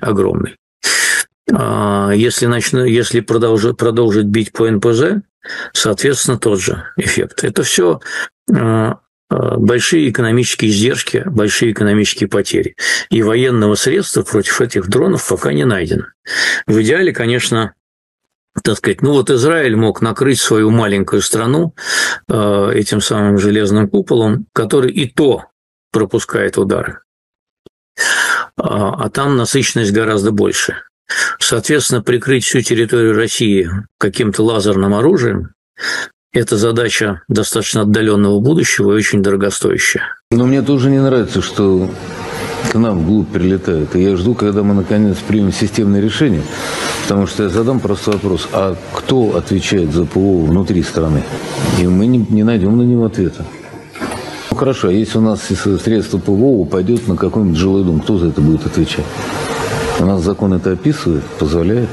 Нам нужно возвращаться к Советскому воздушному кодексу. Фронт не посыпется никогда, потому что мы перешли на новый этап ведения боевых действий. Он заключается в том, что раньше можно было совершить прорыв обороны и выйти на оперативный простор. То есть ты в тыл мог войти и дальше. Сейчас это технически сделать нельзя. Почему? Сейчас штурмующие подразделения идут 2, 3, 5 человек. Никто не штурмует огромные, не идут колонны танков. Идет война дронов. Зона сплошного поражения, вот эти 10-15 километров, это зона смерти. Там можно перемещаться в плохую погоду очень быстро на мотоцикле. Все. И противник сейчас наладил производство дронов в Прибалтике, в Европе, защищенно от наших ударов. И в их понимании этот процесс не остановится никогда. Потому что на $1 миллион можно сделать там сотни тысяч дронов. Это не снаряды, это совершенно другие деньги. Операторы дронов несут очень маленькие потери. Человек, который сидит в подвале, 18-летний, умеет делать джойстиком, на дистанции 30 километров у него зона сплошного поражения. Дроны залетают. Поэтому ему что, в тыл стрелять, прорваться, что тогда вперед. Поэтому мы идем достаточно последовательно. Сказать, что вот он сейчас прям провалится и что-то у них случится, нет. Когда беспилотники летят над мертвыми городами и деревнями, где нет никого, и ты выискиваешь, где же эти ребята спрятались, то есть это очень сложно достаточно. Потому что вроде бы пустынное место, начинаешь двигаться, из всяких углов и щелей начинают вылетать беспилотники, и, извиняюсь за выражение, наносить удары по нашим колоннам. Сам способ ведения войны изменился. Они нашли решение для того, чтобы не проиграть войну. Они отгородились от нас стеной дронов. И теперь большая часть военных даже получают ранения, кого-то убивают, но даже не видят противника. Какой Украины? Вы о чем? Нашей? Нет у вас никакой Украины. А что это, у нас с вами нету никакой Украины? У вас нет. Мы ни с кем не хотим воевать. Россия никогда ни на кого не нападала. Это удивительно, когда великая и могучая страна никогда ни на кого не нападала. Она только защищала. У нас в стране больше нет авиационных инженеров, у нас нет людей, которые... Довести какую-то хреновню 80 лет назад, которая была создана Великим Советским Союзом, сделать ей замену. Требуются вот эти годы и эти миллиарды? То, что можно сделать в авиамоторном кружке гребаном.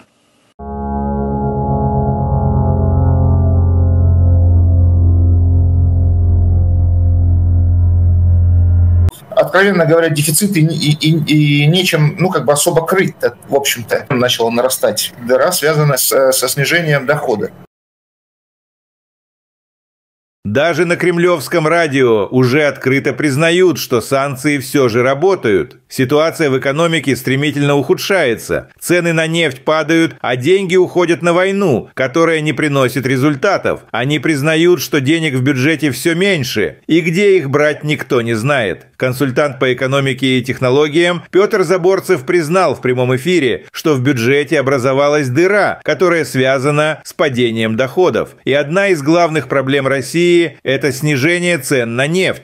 Ситуация действительно усложняется. Уже в начале года стало понятно, что федеральный бюджет в тех параметрах, которые он заложен в рамках закона в прошлом году на этот год, не исполняется, то есть в нем начала нарастать дыра, связанная со снижением дохода. Сейчас, когда динамика цен на нефть, от которой мы очень сильно зависит бюджет, показывает, что она намного ниже, чем та цена, которая заложена в бюджет, стало понятно, что доходов, особенно нефтегазовых, будет меньше.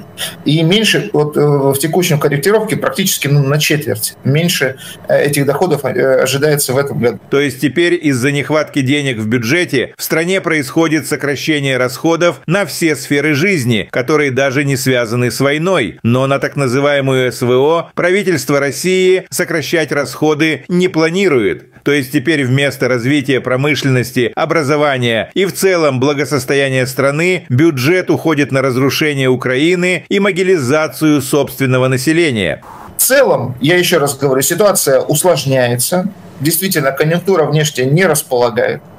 Можно ли говорить о том, что в перспективе возможно сокращение расходов бюджета? Дело в том, что, Иван, сокращение расходов бюджета уже идет. Оно идет уже несколько лет, оно связано с специальной военной операцией. Дело в том, что динамика расходов, она не сильно меняется, а вот доля расходов на оборону, национальную оборону в ней резко растет. Это значит, что другие расходы сокращается и перераспределяются, значит, расходы в пользу обороны. То есть они прямо признают, что Путину важнее не развивать свою страну, а вести захватническую войну против другого государства, наращивая при этом российские кладбища. А дыру в бюджете закрыть просто нечем. Откровенно говоря, дефицит и нечем, особо крыть-то, в общем-то. То есть внешние займы закрыты, по большому счету. Внутренний займ – это в основном только сам у себя, потому что основа финансового сектора – это госбанки. Вот. А ликвидная часть фонда национального благосостояния, она потихонечку... То есть сам-то фонд, он нормальный еще, а вот ликвидная его часть в виде денег, она уже практически в 2 раза сократилась, 2,5 или с начала специальной военной операции, и вот сейчас она даже меньше, чем мы использовали в прошлом году. То есть, по словам эксперта, в их фонде национального благосостояния уже практически не осталось денег, и остаток там меньше, чем оттуда взяли в прошлом году, а это значит, что до конца года деньги полностью закончатся. Я думаю, что нам с вами, как обывателям, людям, которые участвуют в экономической жизни, куда, значит, чувствительнее, чем эти бюджетные дрязги, будет в целом сокращение экономической динамики в этом году. Дело в том, что с учетом жесткой денежно-кредитной политики и нормализации, то есть, по большому счету, снижения расходов не на оборонные отрасли, мы можем увидеть в этом году торможение. Степень его резкости, торможения экономики, то есть снижения экономической активности, она будет от сектора к сектору разной, но она будет. То есть понятно, что стройка просто уже резко тормозит, это все ясно. То есть получается, что из-за путинской войны государство больше не может тратить деньги на что-то полезное для населения, и в скором времени каждый житель России прочувствует это на себе. Расчеты минометов «Тюльпан» уничтожили очередной населенный пункт, ВСУ. Российские вооруженные силы. Никаких ударов по городам. Ни по каким гражданским объектам. Ударов не наносят. Но на наших глазах российская авиация ударила по жилой пятиэтажке. Сейчас горят верхние этажи здания. Россия вновь пытается оправдать массовый террор против гражданского населения Украины. Вражеские телеграм-каналы в очередной раз обвиняют украинскую ПВО в разрушениях жилых домов и гражданской инфраструктуры, которые на самом деле вызваны массированной ракетной и дроновой атакой со стороны России. В ночь на 17 июня российские войска запустили по территории Украины 440 беспилотников и 32 ракеты. Это один из наиболее масштабных ударов по Киеву и другим городам за все время полномасштабного вторжения. В частности, вражеская ракета разрушила целый подъезд жилого дома в столице. Ракета прошла через все этажи и аж до подвала. Подъезд дома просто сложился. Всего повреждены дома в 8 районах Киева. Российские военные преступники по приказу Путина били по Киеву кассетными боеприпасами, чтобы покалечить максимальное количество мирных людей. Уже более 100 человек с ранениями в больницах. Более 15 человек погибли. Оккупанты вновь пытаются переложить ответственность за собственные военные преступления на Украину, используя для этого информационные манипуляции и фейки. Каждый раз после попаданий в жилые дома Кремль запускает лживые нарративы, чтобы скрыть свою причастность к террору мирного населения. Это очередное доказательство того, что так называемая Россия воюет не только на поле боя, но и в информационном пространстве, пытаясь оправдать свои преступления ложью. Если вот стоит 5-этажный дом, то мы прицелились в подъезд. Если не в этот подъезд, то в соседний точно летает. Ни по каким гражданским объектам российская армия ударов не наносит. Но уже все, уже посыпалась вся эта история. Штукатурка давно слезла. Сейчас начинает проявляться истинная морда морда. США отменили намеченные на эту неделю переговоры с Россией. Это должна была быть первая встреча, посвященная отношениям между нашими странами. После телефонного звонка Путина с Трампом 12 февраля делегации встречались 4 раза. Дважды в Саудовской Аравии и дважды в Турции. Но те переговоры были посвящены войне в Украине. На этой неделе дипломаты должны были встретиться в Москве. Возможно, причиной отмены стало то, что Путин отверг предложение Трампа о немедленном перемирии. Другая новость. Военные модернизируют ядерные базы у границ со странами Северной Европы. Речь идет как минимум о 5 базах вблизи Швеции. На спутниковых снимках также видны изменения на еще одной старой советской базе в районе города Осиповичи в Беларуси. На базах под Калининградом, на Новой Земле и на Кольском полуострове. Эти снимки публикует шведский канал СВТ. Латвия запретила въезд пропагандистке Екатерине Андреевой и актеру Павлу Прилучному, поддержавшему войну. Об этом рассказала министр иностранных дел Латвии Байба Браже. Как выяснили наши коллеги, расследователи ФБК, у Андреевой есть паспорта Черногории и Гондураса. Благодаря им она не просто путешествует по Европе, но и фактически живет там. А в Россию приезжает только чтобы рассказывать про загнивающий Запад и страшную русофобию. Довольно часто Андреева рассказывает конкретно про Латвию. Якобы там реабилитировали нацизм. Что, впрочем, не мешало ей регулярно ездить в эту страну. У нее там живут дочь с мужем и внучка. В Брянской области при авиаударе украинской армии погибли 2 срочников. Это произошло 13 июня около села Новая Погощ в 2 километрах от границы с Украиной. Всего погибших 3, 2 из них служили по призыву, еще 1 по контракту. 7 человек получили ранения, среди них 6 срочников. По подсчетам медиазоны, за годы войны погибло 2400 военных в возрасте 18-20 лет. Большинство из них либо призывники, которых вынудили подписать контракт. Вот почему так важно не ходить в военкомат. Даже срочная служба сегодня – это прямая дорога на войну. В Ханты-Мансийском автономном округе в поселке Березово поставят вот такой памятник герою СВО за 5 миллионов рублей.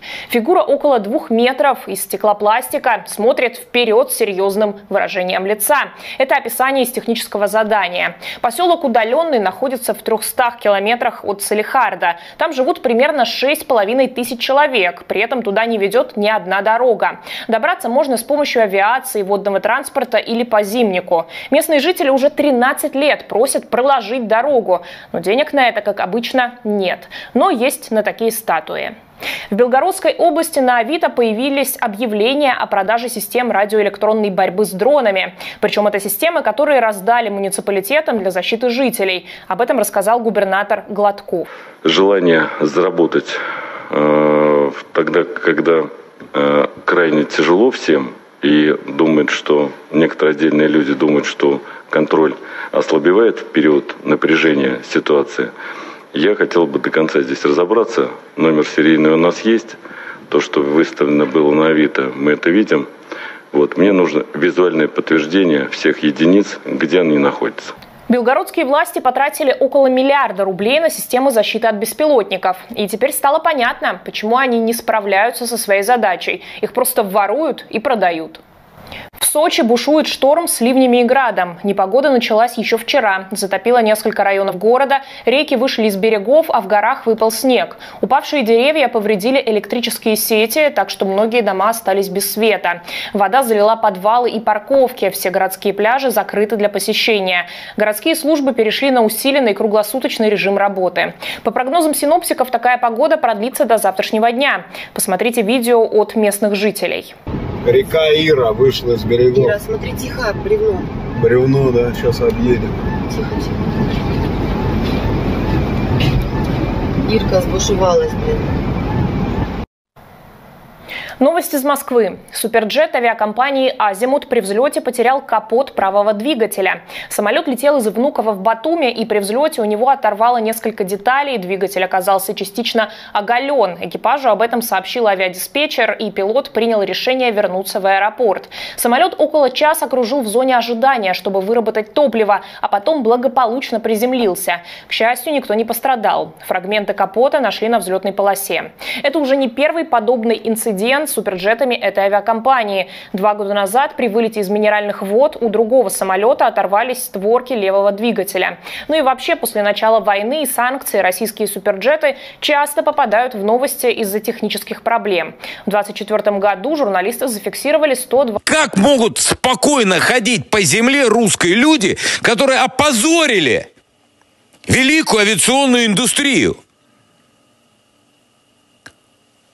Родина Антонова, Туполева, Сухого, Микояна, Гуревича. И вот сейчас появляется кто-то и говорит, что ну там сюда миллиарды, туда миллиарды. Не получилось. Дипломы аннулировать. Вы не авиационные инженеры, вы не конструкторы. Вы позор народа. Вы страну опозорили. Военкор Александр Коц всерьез напуган. Он сообщает, что в России не осталось безопасных мест. Украина может ударить в любой момент и куда угодно. Нет теперь безопасных мест. Я не знаю, что будет следующее. Удивительно, что критическое мышление проснулось лишь у Ходоренка и Коца, которые смогли сделать вывод, что российская военная инфраструктура – это законные цели. Что произошло у нас по всей стране с самолетами? Я вот честно скажу, я не склонен это квалифицировать как террористические акты. Мы все-таки воюем, у нас идет тяжелый затяжной конфликт. Он также додумался до того, что Украина способна проводить успешные операции, в то время как остальные зетники закрывают глаза на очевидные вещи и пытаются приписать наши достижения другим странам. Им очень не хочется признавать, что Россия напоролась на серьезного противника, который может дать им отпор. Я вот тоже не сторонник все валить на западные спецслужбы. У нас многие очень уважаемые авторитетные эксперты сегодня говорят, это не украинцы сделали, это там Ми-6, это Моссад, это ЦРУ. Слушайте, давайте не будем тоже из нашего противника, тяжелого противника, с которым мы воюем на земле, делать какую-то глупую обезьяну, которая сама без кураторов Ми-6 или Моссада ни на что не способна. Это не так. Украинцы очень изобретательны, очень хитры. Коц продолжает блистать умом. Понемногу до россиян начинает доходить, что они до сих пор не готовы защищать свою инфраструктуру от ударов. Вопросов очень много. Во-первых, мы оказались совсем не готовы к тому, что тыла нет. При вот этих технологиях вопрос применения FPV-дронов в глубоком тылу был вопросом времени. Вот, пожалуйста, это время настало. Военкор сообщил, что россияне начали замечать обещания укрыть российские аэродромы, которые не были выполнены. У нас сейчас достают ролики 21-го, по-моему, года, где у нас бывший руководитель Министерства обороны говорит, что началось строительство железобетонных укрытий на аэродромах. Где эти железобетонные укрытия? Полковник объяснил своим зрителям, что Россия не может ликвидировать ракеты, которые поставляются в Украину. Ой, я легко вам скажу, что надо делать. Эти заводы надо уничтожать. Хоп, и все. Кнопку нажал, баронец, ракета полетела, заводика нет, да? А почему же не уничтожаются? Ведь уже другие ракеты подвозили целыми эшелонами, караванами везли на Украину. И вы нас запытывали, баронец, не лезь по корягу, не виляй хвостом, говори, почему не уничтожаем. Я отвечал честно и прямо. Или не можем, или нет команды. Второе, мне кажется, смешным. Такого не бывает. Далее зетник объяснил, что российская разведка и близко не сравнится с украинской. Странно, что в России еще никто не догадался, что российские спецслужбы должны быть заняты раскрытием секретных операций, а не преследованием россиян за плохие высказывания в сторону Путина. Я чрезвычайно уважаю разведку. Я когда-нибудь поговорю, мы можем ее хвалить. Это доблестнейшие люди. Это в какой-то мере для меня разведка такая святая структура. Но ведь прокол уже вагон и маленькая тележка, да? Начинаешь с того, что как были просчитаны возможные результаты начала специальной военной операции, а потом дальше. А потом мы вдруг стали думать, чесать репу, что у нас нету разведывателей структур на территории Украины. Да. А тут, в России, как в шею бездомной собаки, этих вот самых разведчиков, завербованных специальной службой безпеки Украины. Это же правда. Ну, согласитесь, что тут Украина очень сильно постаралась, а теперь мы волосы на голове рвем. Говорят, пушки вместо масла – это плохо, а если ракеты вместо масла? Или история о том, как кончилось там масло дофига. Путин перестраивается на позиции Золотой Орды или хана Кучума. Ну, что тут скажешь? Если Господь хочет наказать державу, он ее лишает разума. В стратегическом плане Владимир Владимирович Путин очень успешно загнал Россию головой в солдатский сапог или валенок. Ну и мы там сейчас лежим и, соответственно, наслаждаемся запахами. Судя по всему, так называемая СВО постепенно превращается в России в СЭО – специальную экономическую операцию. За январь-апрель в России впервые по сравнению с 2021 годом существенно упало производство продовольствия. В годовом измерении показатели по так называемой большой продовольственной тройке: сахара меньше на 32,3%, масла меньше на 15,5%, муки меньше на 7,8%. Причем падают не только общие годовые показатели, но и характеризующие производство в определенный период времени. Например, в апреле на РФ было произведено на 35 тысяч тонн сахара меньше, чем в тот же период годом ранее, меньше на 108 тысяч тонн масла и на 72 тысячи тонн меньше пшеничной и пшенично-ржаной муки, соответственно. Замечаете ли вы в последнее время снижение уровня жизни? Да, значительное снижение. Товары дороже, особенно продукты. А пенсия, извините, не очень растет. Все дорожает. Повышения нет, стоим на месте. Да все подорожало, особенно ЖКХ подорожало и продукт питания. Снижение, да, все 100% уровня жизни. То есть в худшую сторону. Цены растут, тарифы на ЖКХ тоже растут, поэтому, конечно, чувствуется. Но пенсионерам пенсия не очень-то добавляется. Формально РФ якобы считается одним из ведущих производителей и экспортеров продовольствия в мире. И с этой точки зрения, казалось бы, никаких проблем и сложностей с продовольствием у нее не должно быть. Но, как оказалось, ее сельское хозяйство во многом зависит от внешних поставок, начиная с семян, заканчивая технологиями выращивания и обработки сельскохозяйственной продукции. Соответственно, в условиях санкций ее сельское хозяйство стало проседать, кто бы мог подумать.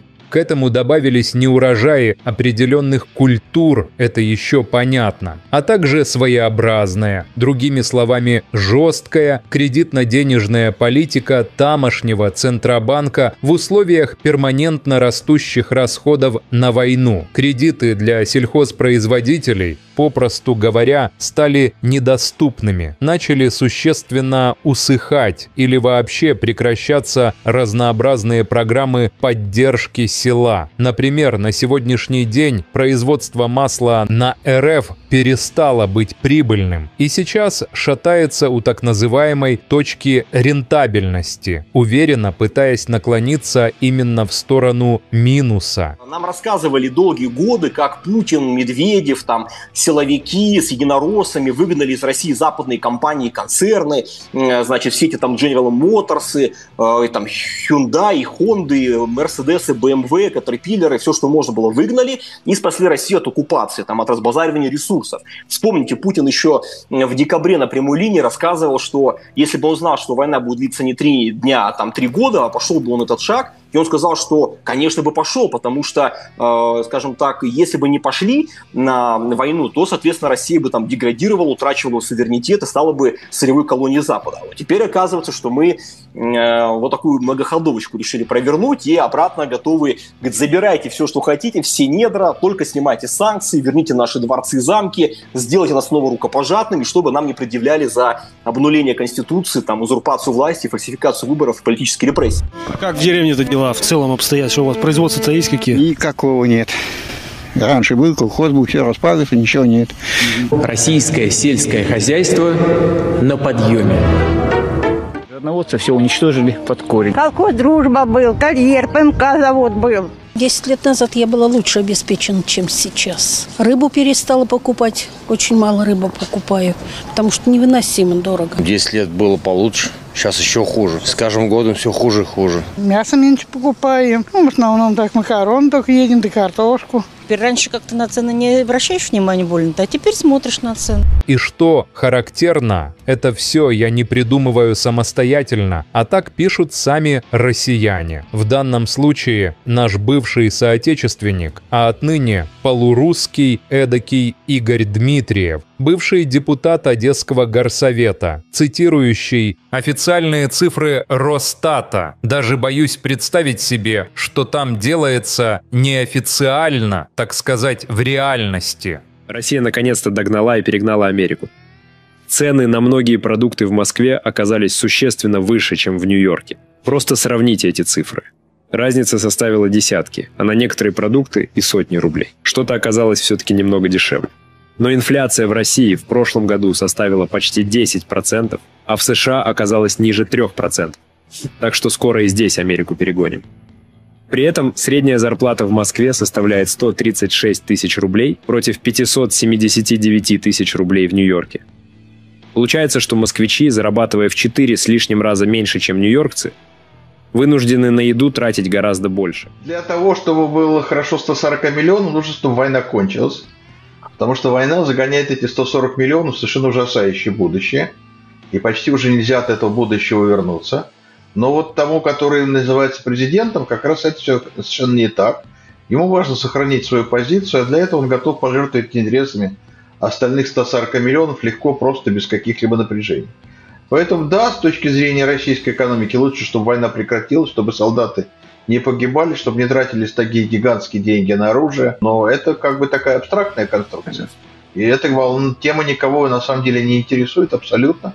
Всех интересует в России только как удержаться в вертикали власти, как делать, чтобы президент тебя любил. Поэтому все подыгрывают президенту, а президенту нужна война, это гарантия его власти. Поэтому все, что происходит, означает разрушение экономики России, уничтожение ее будущего.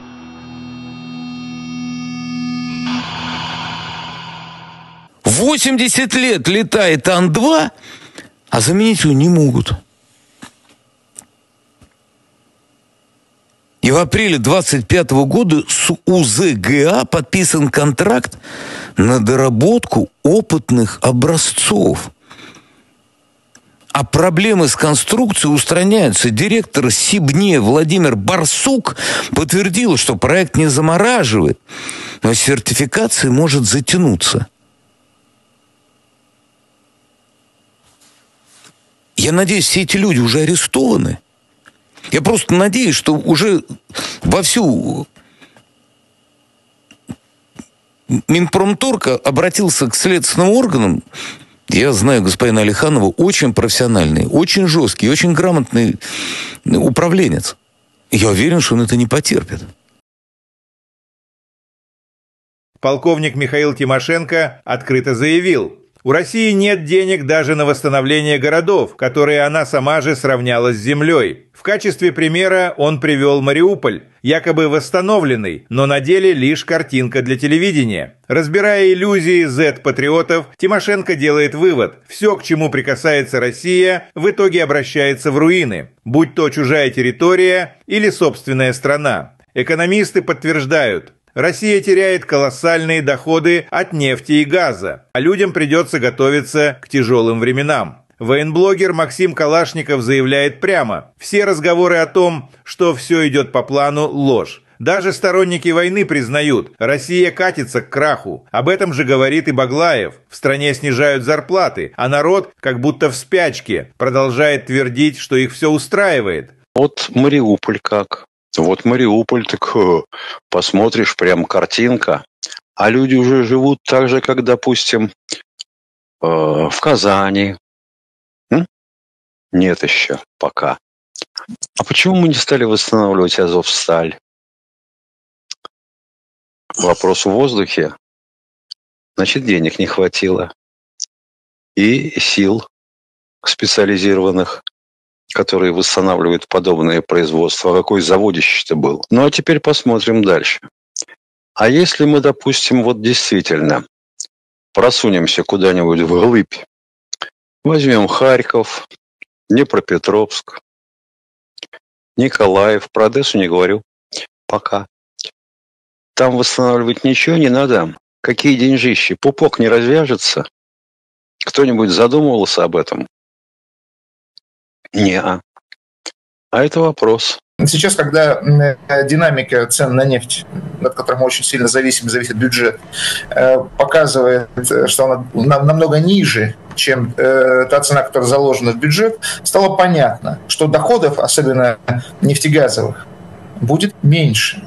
И меньше вот, в текущем корректировке практически на четверть. Меньше этих доходов ожидается в этом году. Несмотря на все эти бодрые заявления о том, что все нормально, все идет вперед, побеждаем, нет, ребята, к сожалению, обстановка очень плохая. Я давно уже забыл, пропуская мимо ушей слова о невиданном экономическом росте, все даже официально он прекратился, а о том, что у нас там по паритету какому-то покупательной способности четвертая экономика мира, нельзя не видеть того, что сейчас происходит в тылу, именно в экономике. Наступает лавинообразный процесс по кризису неплатежей, то производство у нас начинает падать, ВВП падать, и в первую очередь падает производство с высокой добавленной стоимостью. Как правило, начинается с того, что у тебя не хватает сбыта продукции, и у тебя начинаются проблемы с ликвидностью и с финансовыми потоками. В этой ситуации первое, на чем приходится экономить, других вариантов нету, это снижение уровня заработной платы трудящихся. Ты их 3 года собирал, готовил, учил, их не хватало токарей, сварщиков, слесарей. И вот, а теперь ты говоришь, 4-дневка, неоплачиваемый отпуск и все остальное.